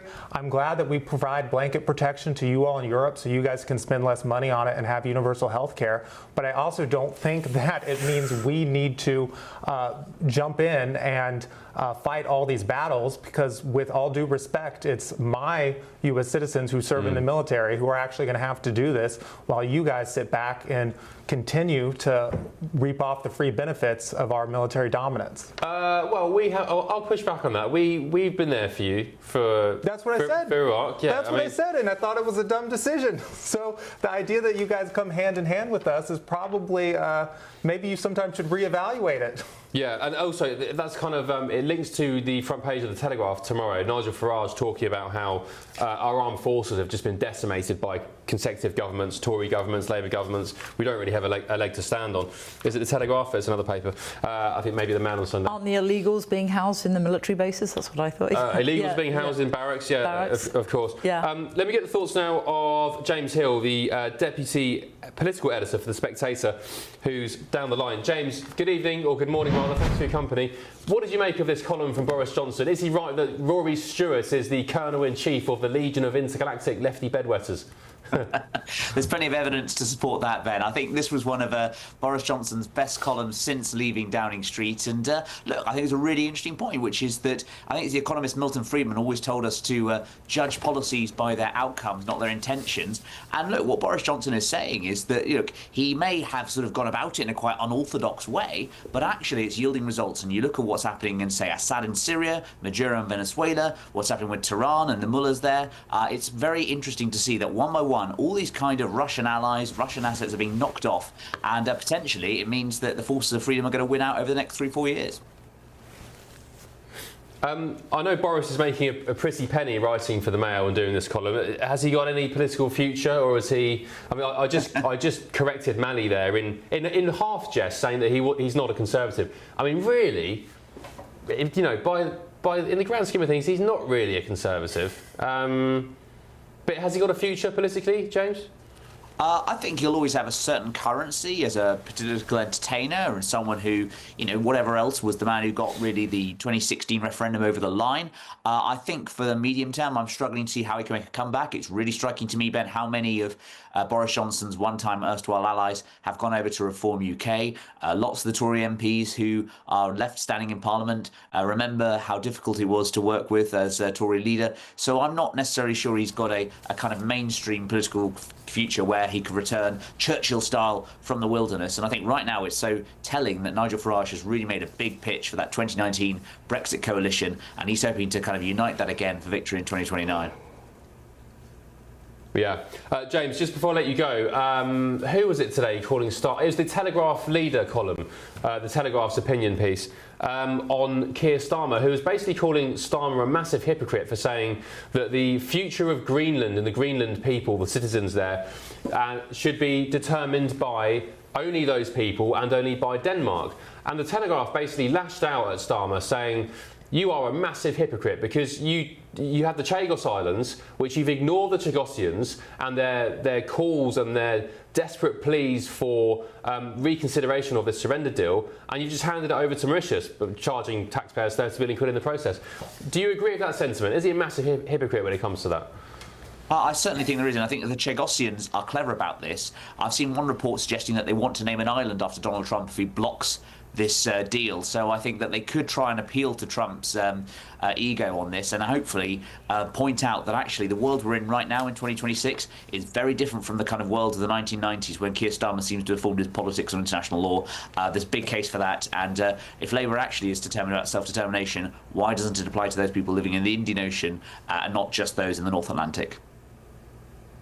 Yeah, well said. I'm going to bring my panel in now. Sorry, couldn't speak. Hilary Forbich and Maddie Smith. Hilary, what's your take on that attack by the Telegraph on Starmer? Is he a massive hypocrite, saying that the Greenlanders and the Danish should be the only people determining the future of Greenland, whereas, when it comes to Chagos, stuff the Chagossians? No, Chagos was an absolute disaster, and I mean, it just actually is so hypocritical. And I think one thing that's really important in all this is, what do Greenlanders actually want? In all of history and every single election, people vote on what in America are called pocketbook issues, financial issues, handbag in England. They care about peace and prosperity. They care about their own futures. I know that one of the things that President Trump has actually offered is each Greenlander $100,000. That's a lot of money to any average person anywhere, let alone jobs on Greenland. So yeah, I think that the Trump administration has the right idea here, and Keir Starmer is absolutely, yes, being hypocritical because people of Chagos definitely don't necessarily like the situation. They've even asked Trump, and they've even said to President Trump that they would name Chagos after him if he comes in and saves them. Here's that letter. So it was a letter from the exiled First Minister of the Chagossian government. I've forgotten the guy's name. Something Offering Mandarin. to name it Trump. Anyway, he wrote to President Trump yesterday. Yes. The letter, we understand, will reach him today in the Oval Office or tomorrow, basically saying, please reconsider this surrender deal. It's not in the US's interests, and if you do, amongst other things, we'll name an island after you. And what do you think President Trump's going to do? I think he'll love it. Island could be named after him, precisely. I think he'll love it. Yeah. Mally, going back to Greenland, have you heard this sort of rumour about the US government paying the 57,000 Greenlanders $100 grand each? America first, am I right? Between $100,000 to Greenland citizens and $40 billion to bail out Argentina, we're really seeing the fruits of Trump's economic policies. He's cutting health care for Americans at home, cutting food assistance to Americans at home, and job growth has flatlined. And while he's doing all of this, he is saying we should give $100,000 to Greenland folks to try to bribe them to join the U.S.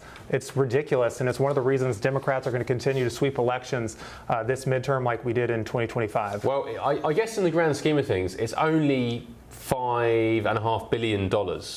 Well, again, not your taxpayer money, so I guess it's easier to say it's $5 billion.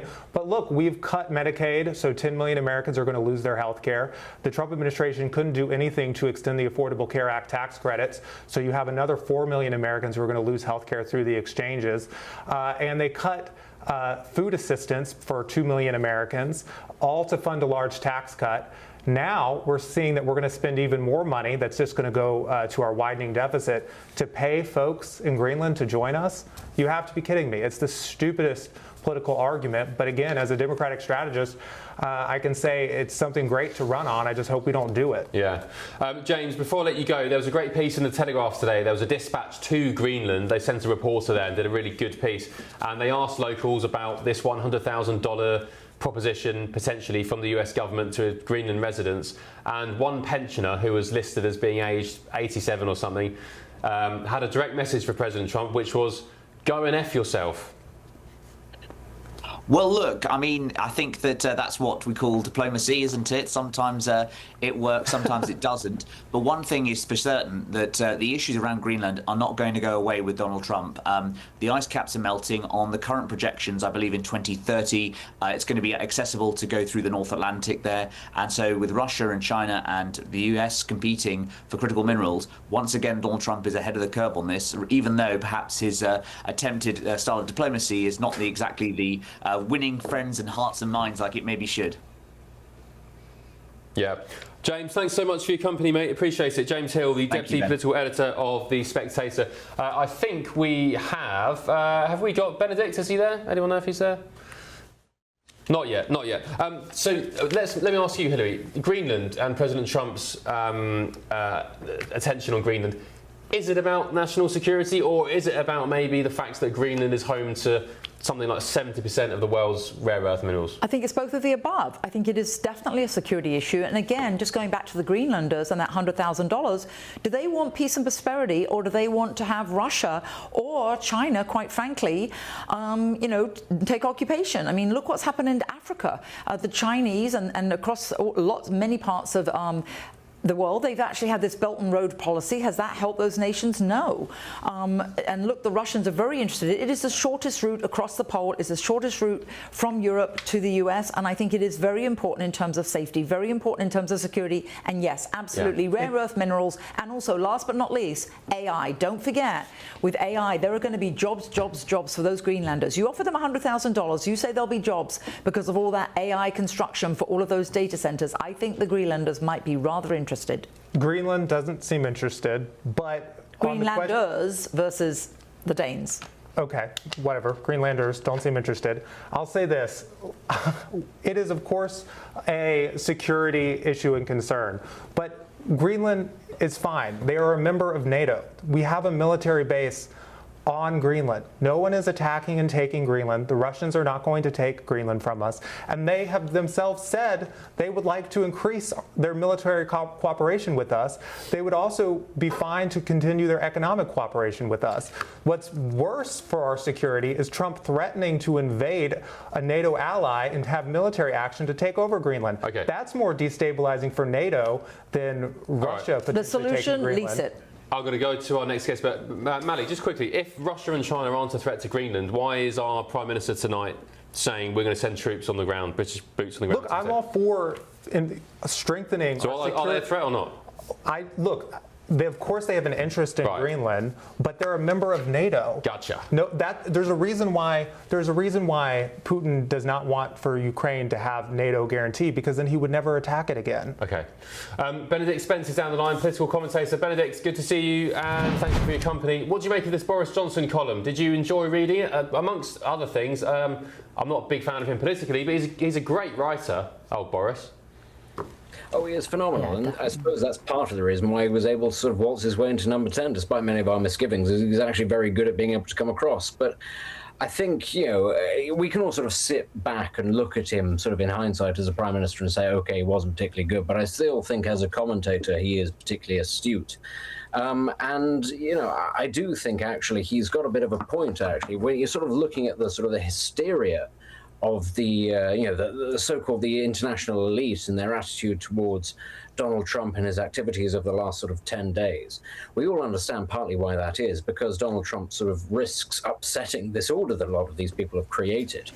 But ultimately, Donald Trump is somebody who, over his two separate administrations, has demonstrated he gets things done. Whether you like it or not is a secondary point, but he is somebody who is able to sort of take action and is a man of action.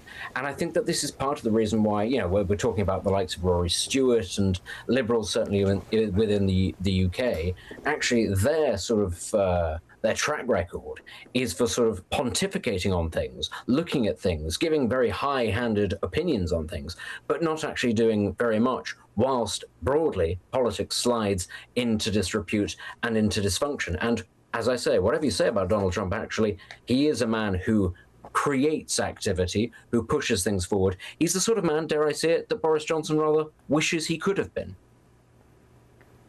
Yeah, and there's a great line there from the column, which we just saw on the screen, saying that with Venezuela at least, President Trump is pulverizing the concept of international law. I mean, that's a good thing, Mally?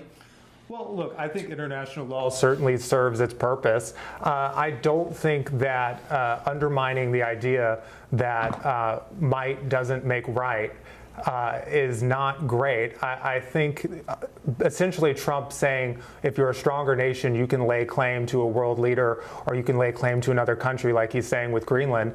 I think that undercuts the U.S.'s position when that's the exact language that China uses with Taiwan. It's the exact language that Russia uses with Ukraine.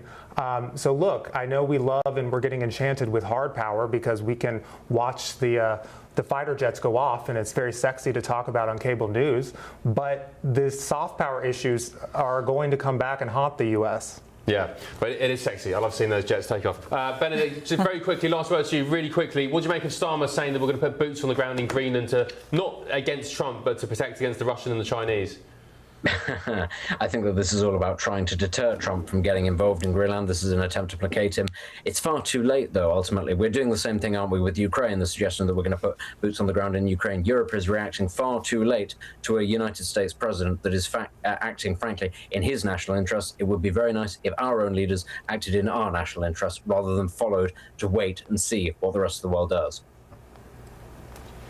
Good man. Benedict Spence, thank you for your company. Good morning to you and have a good Sunday tomorrow. Right, still ahead on The Late Show Live. The president stands with ICE. I stand with ICE. We stand with all of our law enforcement officers.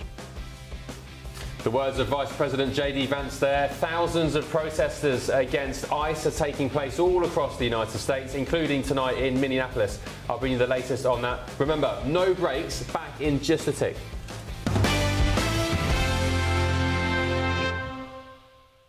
Told you I'll be back. Hello. Protest continues to erupt across the United States in response to the recent shooting of a woman in Minneapolis by an ICE agent.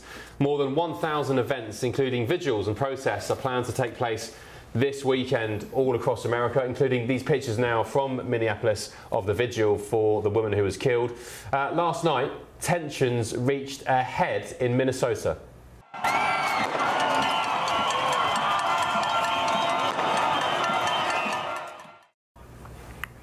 I mean, it could be Iran, couldn't it, from the cheering and the fireworks. A local hotel believed to be housing ICE officers was stormed, leading to police declaring an unlawful assembly. And today, protests have continued all across the country, with this being the scene in Minnesota as hundreds of people gathered. Joining me to discuss this in Washington is my panel, Hilary Forbich, Mally Smith. Hilary, your take on this saga, the ICE saga, the woman who was killed, Renee Good. It's a sorry state of affairs, isn't it? It is. It's actually ghastly, but I wonder if any of those protesters and all of those people out there, if they saw the actual body cam footage that was just released from that officer that was mowed down when she put her foot on pedal to the metal and went right into an ICE agent. She'd been told to stop. I mean, this should be a nation of law and order. If you're told to stop by law enforcement, you should stop. Why was she there putting her foot to pedal to the metal and mowing down an ICE agent? That is totally and utterly inappropriate. And if they just let her go, that would send a message to anyone. You can just disobey law enforcement. I think that's totally and utterly inappropriate. I think it's very sad. I don't think she should have done it. I don't think a death in any instance is acceptable, and I think it's pitiful, but she was in the wrong. These are pictures from Minnesota. There's a vigil for Renee Good. She was a mother of a mother of three. Why wasn't she at home with her children? Well, she had dropped her child off at school, so let's take a step back there and not continue to victim blame. But let's, first off, a lot of people have seen the footage, as you said, and a lot of people think that she was moving the steering wheel to get it out of the ICE's direction and leave. She actually said to the ICE guy, I have no problem with you. And then after he shot her 3 times, the first time was directly head on. The other 2 shots were in the side door window. He said, F-U-C-I-K-N-G-B-I-T-C-H, Ofcom, I'm spelling it so no one gets mad at me. Doesn't seem like that is an appropriate response. And then you're talking about having a nation of law and order. Let's talk about DOJ policy. DOJ policy says that it is inappropriate for law enforcement officers to take deadly action like that on a moving vehicle. They even state that sure, if your life is in danger, you first should try to get away before taking deadly action. And most police departments advise against shooting at moving vehicles. Do I think she should have driven away? No. But she also got conflicting statements from the ICE agents. One person said, go on, get out of here. Did they? Another I person heard them said, saying, get out the another car. person said, get out the car. So which one was she supposed to follow? Yeah, okay, well, there's some fair points in there. I think this incident has a lot of nuance. I think she shouldn't have really been there in the first place. I'm speaking as a parent. You've got 3 kids at home, at school, wherever. Go out and work for your kids or go and spend your time with your kids. What are you doing day in, day out, harassing ICE agents, armed law enforcement, when you should be behaving like a parent? I'm not saying don't protest. I'm saying sometimes as a parent you should stop doing things that you used to do. I used this example last night. I don't go out to Ibiza anymore getting absolutely bladdered because I've got kids at home, I've got responsibilities. But the second thing is, I think Hillary, she was probably trying to turn away. Here's the incident on the screen now. I think she was trying to turn away. I don't think she was trying to hit the ICE agent. But you don't But I think she misjudged, this is my take, the trajectory of her turn. She may have, but she shouldn't have put her, if she hadn't put her pedal to the metal, which is definitely defying law enforcement's instructions, then this wouldn't have happened. And to be there in the first place. It wouldn't have happened if we hadn't had this ICE escalation where we have, quote, J.D. Vance saying we're going door to door to arrest undocumented immigrants. Why not? That's great. But they're here illegally. Okay, let's take a step back. ICE's own data says that 5% of the undocumented immigrants that they have arrested are violent criminals. 73% have no criminal record at all. Not violent, not anything. It's criminals who come here illegally. That's breaking the law. I don't know where you got that data from, because I looked at DHS, Department of Homeland Security data yesterday, which showed more than 70% have convictions or are currently in the process of going through You should look at the... I get so annoyed when I come through Dulles Airport and I have to go through that immigration and you have to have the passport and all your global entry. Why? Look, they all come across the border. Again, ICE's own data says that 5% of the folks they've arrested are violent criminals, while over 70% have no criminal record. But they came here illegally, so that's breaking the law. That's breaking the law. So 100% break the law. Yes, they came here illegally. Right. But let's talk about having a reasonable immigration policy which involves a pathway to citizenship for folks who have been undocumented immigrants, because why should they be rewarded with citizenship? What my family went through financially, logistically, the time, the process that we went through to come here legally. When you do something legally, you're going to do something legally the rest of your life. When you break the law as the first act coming to America, you're going to do something illegal afterwards because you're willing to do illegal things. Love you, my British friends. I would tell you this. The majority of Americans believe that there should be a pathway. I'm an American. Oh, nice to hear. Legally. That's great. Which is why I feel so strongly about this. That's great. Look, I think the majority, this is borne out by polling, the majority of Americans believe that there should be a pathway for citizenship for undocumented immigrants, while we should also focus on deporting violent criminals who are here but have a violent history. I think that is an immigration policy that most Americans would agree on, and hopefully we can get there one day. You said on your Instagram earlier, Mally, you said F ICE and anyone who supports them. Yeah. I support ICE, F me. I love you. You're one of my favorite people. But here's the thing I'll say. Look, ICE's actions are completely inappropriate. We cannot have masked agents who refuse to identify themselves come in with limited training. The training that ICE is set out, all other military or law enforcement officials have much larger training regimes. They have training for 6 weeks. We can do better than this. Okay, well, I will say to you, as a Brit, people watching from home look across the pond and they see that the Trump administration has said goodbye to 2.4 million illegals, 600,000 forcibly, thanks to ICE, and lots of people admire it. Obama deported more undocumented immigrants than Trump, and he did it without this chaos. Yeah, okay. Let's get the take now of Tiffany Marie Brannan, the host of the Tiffany Marie Brannan Show. Tiffany, nice to see you. Thanks for your company. I'm sure you've been listening to our conversation amongst ourselves here. What's your take on this? Well, I would completely agree with my fellow American there, considering 78% of all Americans approve of the deportation going on through all the illegals and approve of the Trump administration getting rid of the millions and millions of illegals that are here in our nation. Not only that, but you look at the rhetoric that has been pushed by the other side of the aisle. And that's why there has been an 8,000% increase of threats against ICE officers and law enforcement officers, and a 3,200% increase of vehicular assaults against these officers. It's unacceptable. And as an American, I love that we're deporting people. Yeah, actually, I love to see it as well as a Brit, Tiffany. I'm fairly jealous. We could do with ICE, I think, in the UK. You don't want them to have free refurbished council houses? No, I don't want them to have free refurbished council houses, or bus passes, or spending money, or internet, or access to dentistry and healthcare, or able to roam the streets of Britain, putting our women and girls under this. Tiffany, what do you say to people like Mali who say that first of all, Obama deported more. He's nicknamed the Obama-in-Chief. Deporter-in-Chief, but he didn't do it without the so-called chaos, as Mali described it. Well, that's simply because they've created the chaos themselves. So they had no problem with Obama deporting people and actually made it much easier for him to do so. They did not have judicial activist judges that were blocking every single order he gave. They didn't have crazy protests. They didn't have every single congressional pathway that should be open to a president trying to do his job blocked. Instead, because they decided that they all have Trump derangement syndrome and they just want to block every single action that this administration is trying to make, despite the fact that we do have the popular vote and that America does want this, every single day, the Trump administration, in its attempt to deport these illegal immigrants, has faced, a crazy protest like the ones we're seeing right now in Minneapolis and around the nation. Which, by the way, we know, as a matter of fact, many of these protesters are paid by organizations. They're not half the time even understanding what they're protesting. So people like presidents like Obama and even, before that, Clinton, Biden, you have presidents that are actually able to do their jobs instead of being constantly faced with lawsuits and obstruction of justice, which is what is happening for the Trump administration.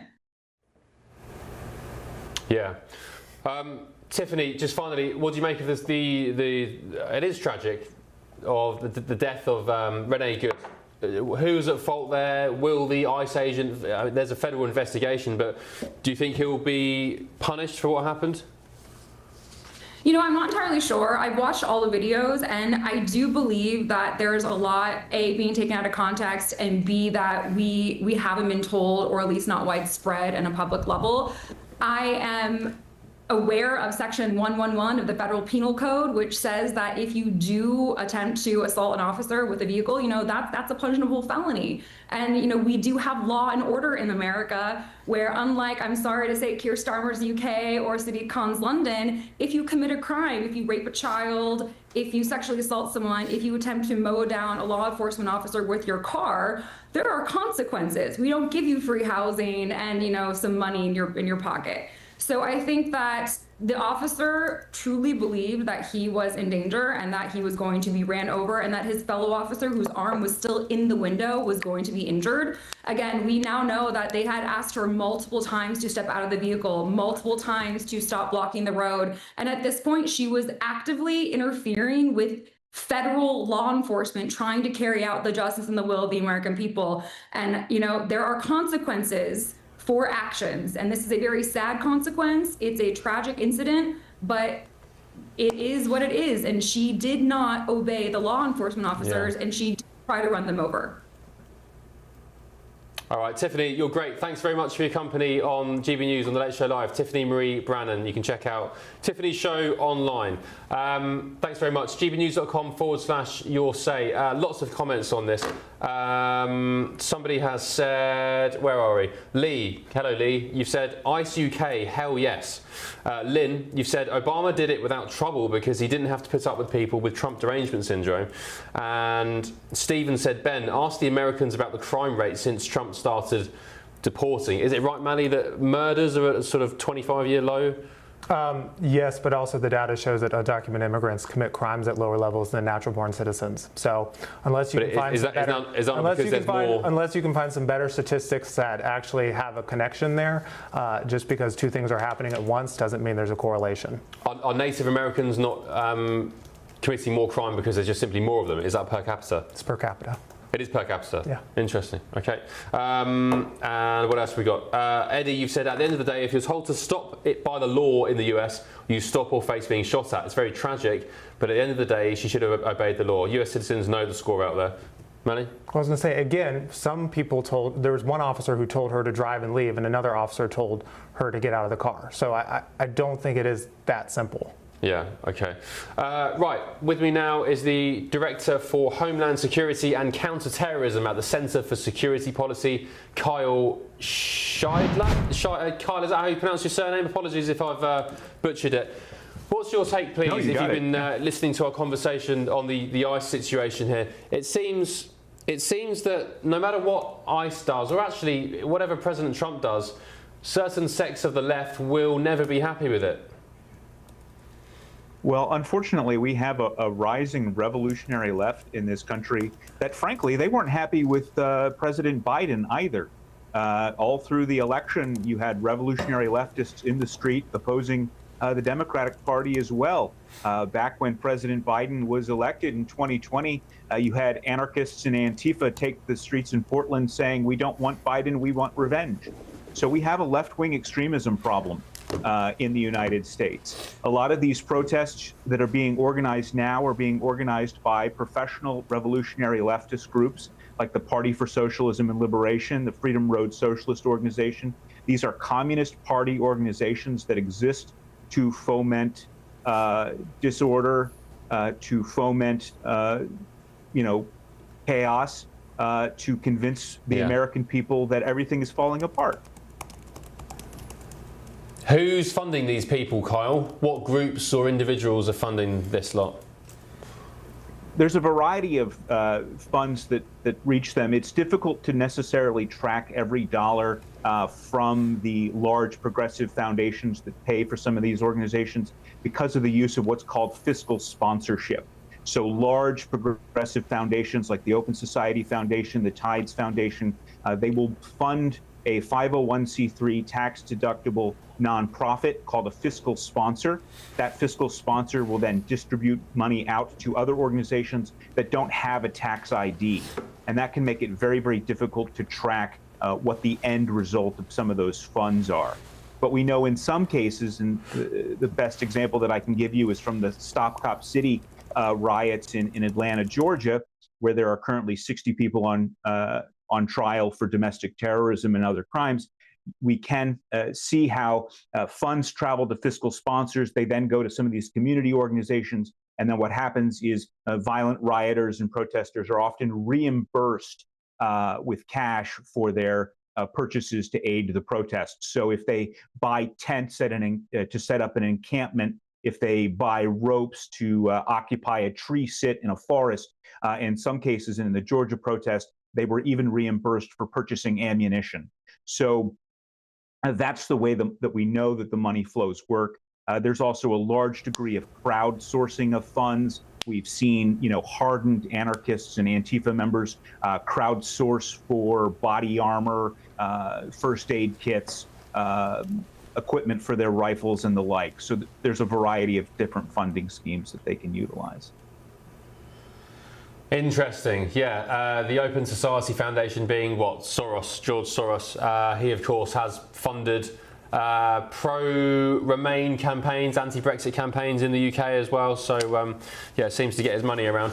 Kyle, thanks very much for your contributions tonight. Appreciate it. The Director for Homeland Security and Counter-Terrorism at the Centre for Security Policy, Kyle Scheidler. gbnews.com/your say. Megan, you've said on your say, please say hi, Ben. You're my favourite presenter. Please, please, from Megan. Megan, hello. Happy New Year. Hope you're well. Thank you for staying up with the Late Show Live. Really appreciate your loyalty. Yeah, that'll do for now, I think. Lots of comments that I really can't read out, even in this hour. Right, still ahead on the Late Show Live. We need Greenland from a national security situation. President Trump's steadfast commitment to make Greenland a US territory, as it's announced Keir Starmer could be about to send troops to the region. British boots on the ground in Greenland. Would you support that? Let's get your weather back in a sec. Expect warm spells with the odd rude interruption. Box Boilers sponsors the weather on GB News. Hello, good morning. Welcome to your latest GB News weather. A very unsettled start to the day. Heavy rain, thick snow falling in places as well, icy conditions and strong and gusty winds. A change is happening. Milder air trying to come in from the Atlantic. Weather systems pushing north and eastwards. Tricky travelling conditions across parts of Scotland, northern England through the day as we see heavy snow changing to rain. The risk of flooding here, also parts of Northern Ireland as heavy rain continues. Strong and gusty southerly winds across the UK, driving more rain across England and Wales. Wind gusts in excess of 50-60 miles an hour in the north, and slowly turning milder, 11-12 Celsius across the west of the UK, still 3 or 4 in the east. And then through into the evening time, heavy rain across much of Scotland. This combined with snow melt as milder air moves in is likely to lead to flooding in places, so it is worth checking before travelling. Heavy rain starting to clear parts of Northern Ireland, still some strong and gusty winds through the evening time. Cloudy across much of England and Wales, further heavy rain which could lead to some disruption. Tricky travelling conditions as we go through the evening time. This all pushes north and eastwards as we head through into the evening and overnight. The centre of the low pressure could give some very strong winds across parts of Northern Ireland into northwest Scotland as we move into the early hours and the start of Monday. Showers following on behind, a much milder night. Temperatures above freezing across the whole of the UK, perhaps even 8 or 9 degrees as a minimum temperature across southwest England. Monday gets off to a mixed start, some strong and gusty winds, heavy rain across northern Scotland, slowly easing. Elsewhere, some brighter skies for a time before further heavy rain pushes in from the south across England and Wales. Some hefty downpours developing, some brighter skies for parts of Northern Ireland and Scotland, but showers in between northern Scotland, also seeing rain and mild weather for all. Expect warm spells with the odd rude interruption. Boxed Boilers sponsors the weather on GB News.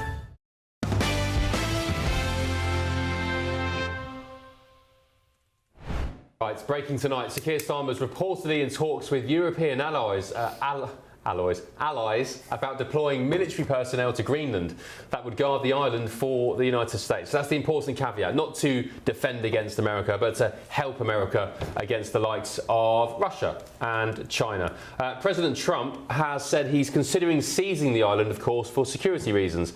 It's understood that plans would involve British soldiers, warships and planes being deployed to Greenland to protect from Russia and China. Joining me to discuss this is my panel here in Washington, Hilary Forbich and Maddie Smith. And I can't see American attacks on Greenland taking... I don't think it's going to be a tax. I don't think it's going to be a tax. I think that this will all be settled. And like I said, Greenlanders, I think they want peace, they want prosperity. I think they'd really like the offer of the $100,000, which is good money for anybody. And I think they'd love jobs, because AI is a huge play in Greenland. It's for security, but it's also the rare earth minerals and the AI data centers that could be there. And I think it's not necessarily a wealthy nation, and it's been mismanaged. It could be a wealthy nation, and it is really important strategically in terms of security. Do you think British people would support British troops in Greenland? I can't speak for the British public, but I do know that they want safety and security. Would you support it? I do know what everybody wants. I know what everybody wants. They want peace, they want prosperity, and they want security. And this is a means to make sure that we retain that. I just wish that President Trump wouldn't focus on jobs for Greenland, and he'd focus on jobs for Americans. Since Liberation Day, his massive tariffs he instituted unilaterally, we have created 17,000 jobs a month. 17,000. 17,000. That's not a lot. That might be bigger in UK because you guys are smaller, but those are pitiful numbers. Unemployment has ticked up, and there are more job seekers than job openings in America. This is a complete misplaced priorities by the Trump administration, that we're spending so much time talking about giving $100,000 to Greenland citizens instead of focusing on actual Americans. Yeah, there was a Labour report out yesterday which wasn't too hot. But on the flip side, Mally, I'd say GDP in Q3 of last year, 4.3%, massive GDP. The number of illegals removed from America, 2.4 million. The end of net zero, the banning of men from women's sports. I mean, there's a lot for them to shout. You should tell the American people this. Fox News did a poll, And 74% of Americans are unhappy with the economy. That is more than the 70% that were unhappy with the economy under Biden. And in that Fox News poll, most of the people blame Trump for this bad economy. I mean, do they give credit for Trump for having the lowest gas prices in 6 years? Look, the national average is now $2.75. I was on the Biden administration. I tell you, we talked a lot about the fact that we had record wage growth and we had incredible jobs numbers and unemployment got incredibly low. But lecturing Americans that their economic situation is better than they actually feel is a losing political strategy. I can tell you that because we lost. Well, I will say this. I will say that there is a decoupling from GDP, which was brilliant, as Ben just mentioned. It was 4.3% at the end of the year. There is a decoupling from GDP and productivity and employment because of obviously AI, and so many companies are looking to leverage AI. That is something that is to do with technology, and that's something that isn't the Trump administration fault. That is business. Trump said that the tariffs would bring back manufacturing. The last 7 months, we have had manufacturing job losses. His tariffs have been counterproductive. There are attacks on the American middle class, and we are losing manufacturing jobs. So yes, there is a decoupling, and I think it has to do with Trump. I actually think the reshoring this year, I think Q1, Q2, you're going to see huge construction jobs because it took a while for all those companies to reshore. No, they haven't all come back here yet, and that will take place in Q1 and Q2. Let's hope, because it's 7 months of manufacturing job loss. So let's hope it comes in the future. Mally, before I call you Malbert, well, before the end of the show, my government name tonight, again? Your government name, your naughty name. Give me something that you like that this administration's done. I've talked a lot of different things I like about the Trump administration. I thought they did a good job of stopping illegal immigrants from entering the country, and I've praised their Gaza peace deal. I say more nice things about Trump than I ever hear you guys say about Democrats and Biden, so I would challenge you guys to do that. All right, well, we're running out of time. Well, we can't do it. We're running out of time tonight, so maybe I'll think of something nice to say tomorrow. Right, still ahead on the Late Show Live, I'll bring you all the latest stories from tomorrow's newspapers with Reform UK's Layla Cunningham.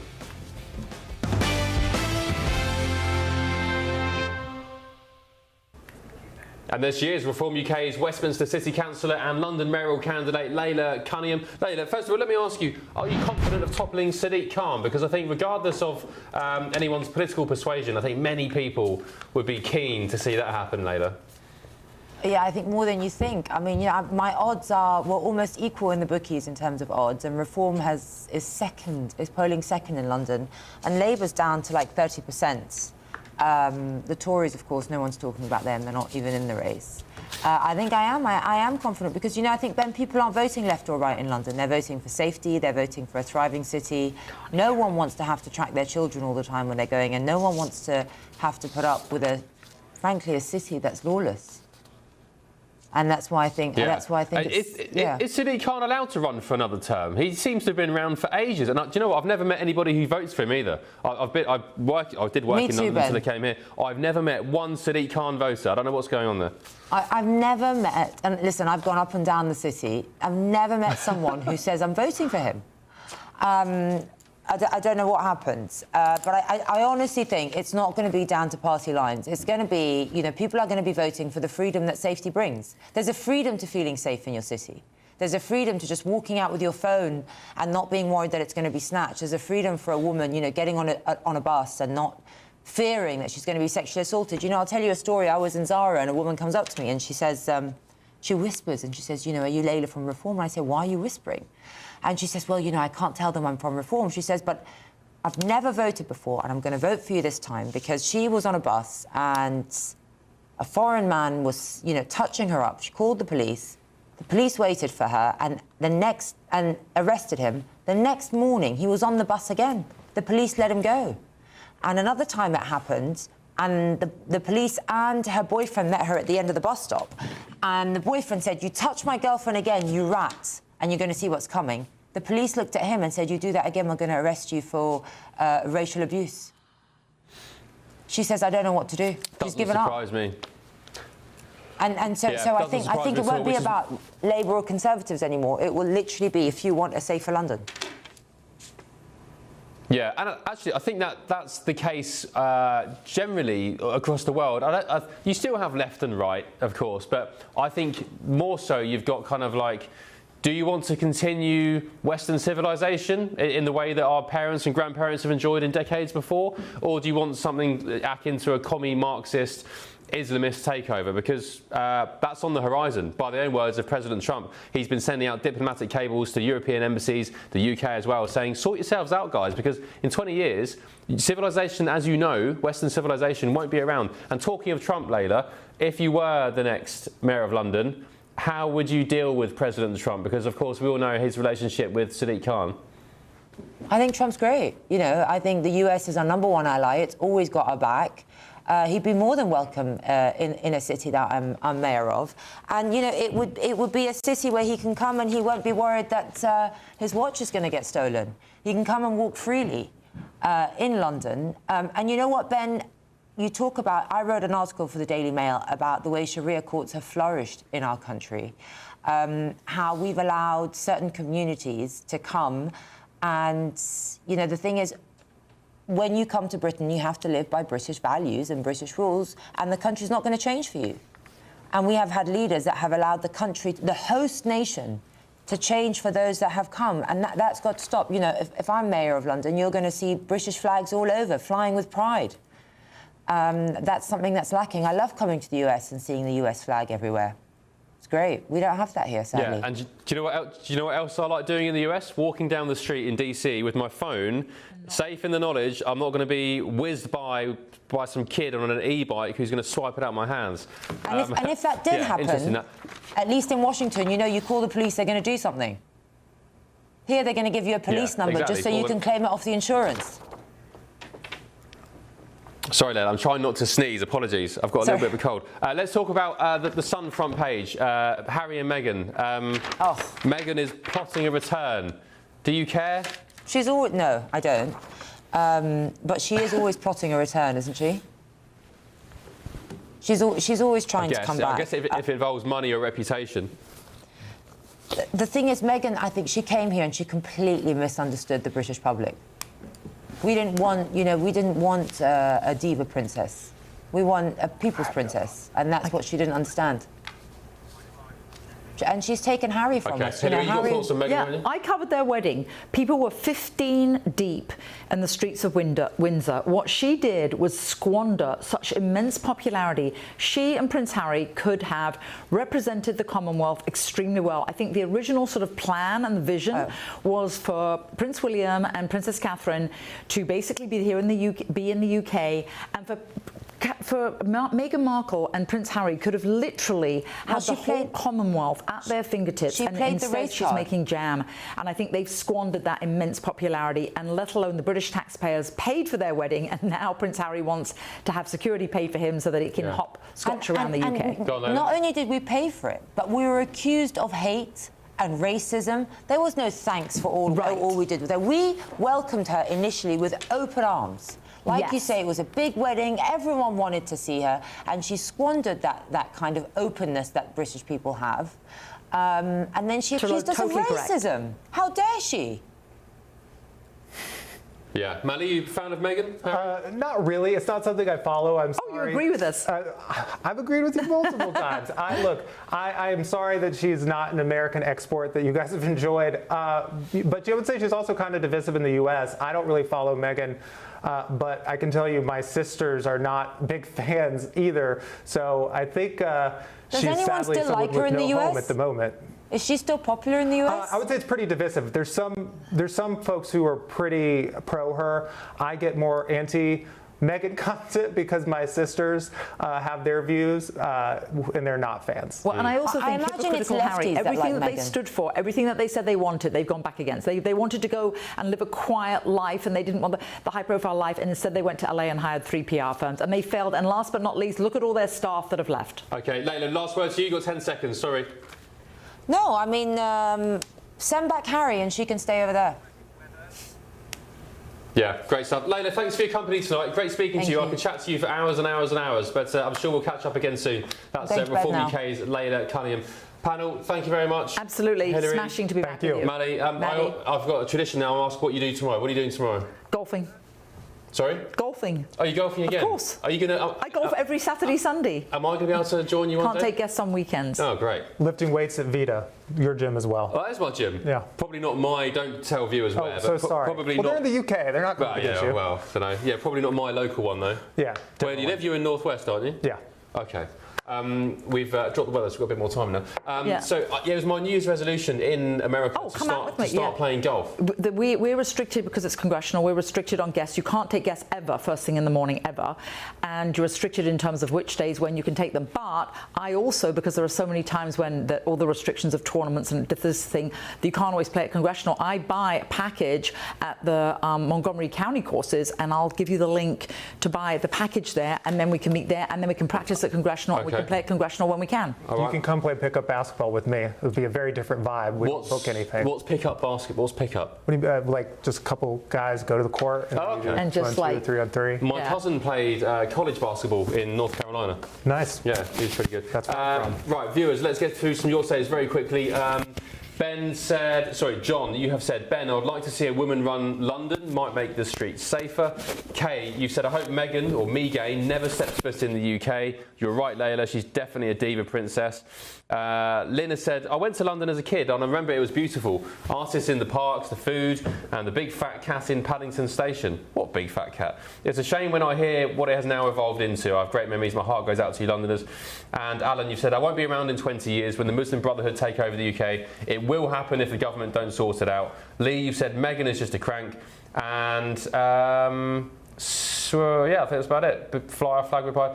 Here's hoping, said Ben, great show. Happy Layla's running for mayor. Calm wins because of postal votes by you-know-who. Did you know that Dan Wooten's fiancée, for a gag gift, bought him one of the Ever candles, and it didn't even have a wick? Oh, really? Oh, gosh. Okay. Thank you very much, Mally. Thank you very much. Thank you. Hilary. Absolutely. Thank you, viewers, and thank you, listeners. I'll be back tomorrow, midnight UK time. Whatever you do tomorrow, enjoy your Sunday roast, nice glass of wine, enjoy yourself. Hopefully the weather warms up a little bit. For now, I'll leave you to it. Good night, sweet dreams, and see you tomorrow.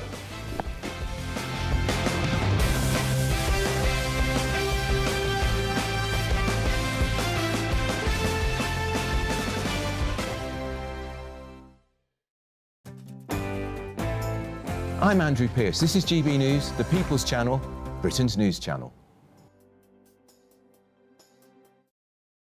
Westminster's full of talk, but out here, it's the real world. Am I allowed to talk then? No, that's it.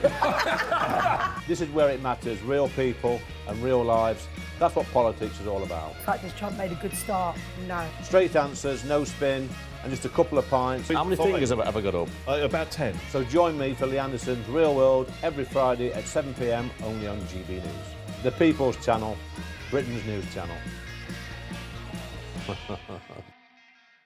At GB News, we love to hear from you, our loyal community. So drop us a line at gbnews.com/yoursay. There you can talk to each other and also to the presenters live on air.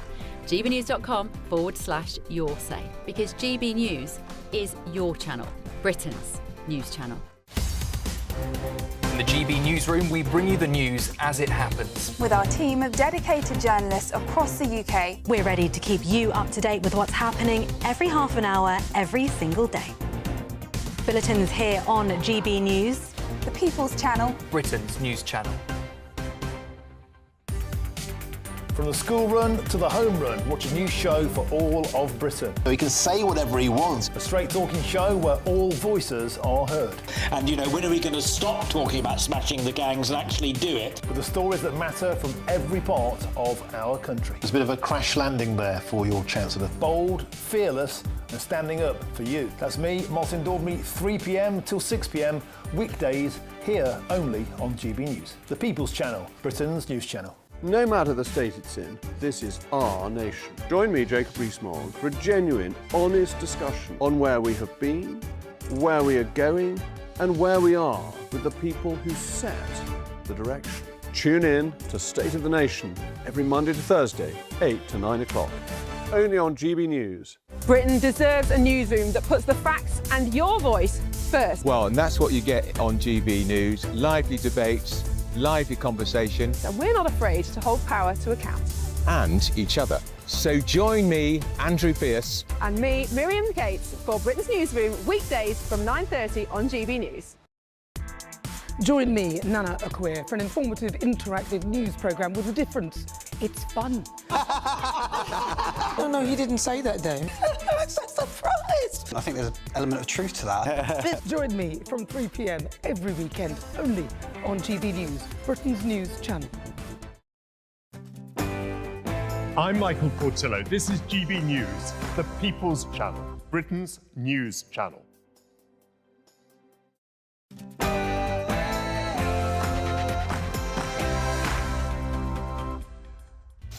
Hey, it's Saturday night, and this is the Saturday 5 Extra. I'll keep doing it now. The UK's biggest Saturday night TV show. I will. I'm Kai Wilshaw, along with Will Kingston, Renee Hunderkamp, Trey Lowe, and Christo Fufas. Hello. Very exciting. Tonight on the show. Still time to get...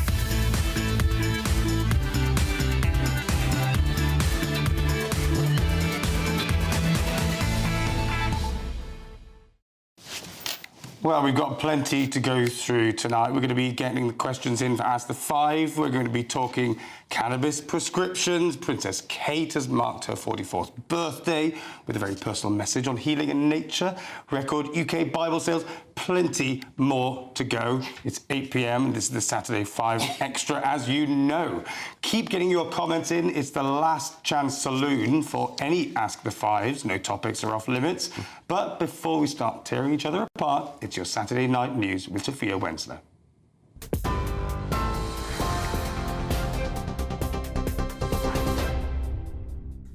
Kai, thank you. Good evening. It's just gone 8 o'clock. These are your headlines.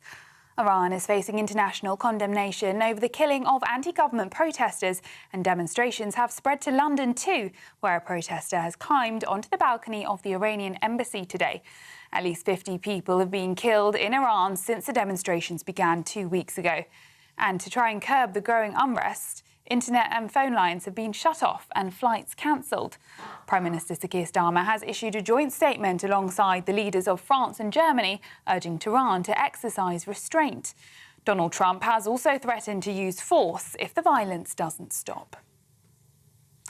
Warnings for snow, ice, wind and rain remain in force this weekend as Britain braces for further wintry weather following Storm Goretti.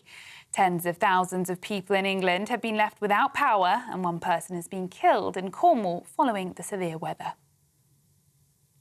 It's reported the Home Secretary will begin evicting migrants living in hotels from the spring. Shabana Mahmood is also expected to end the government's legal duty to automatically support asylum seekers, including stripping weekly allowances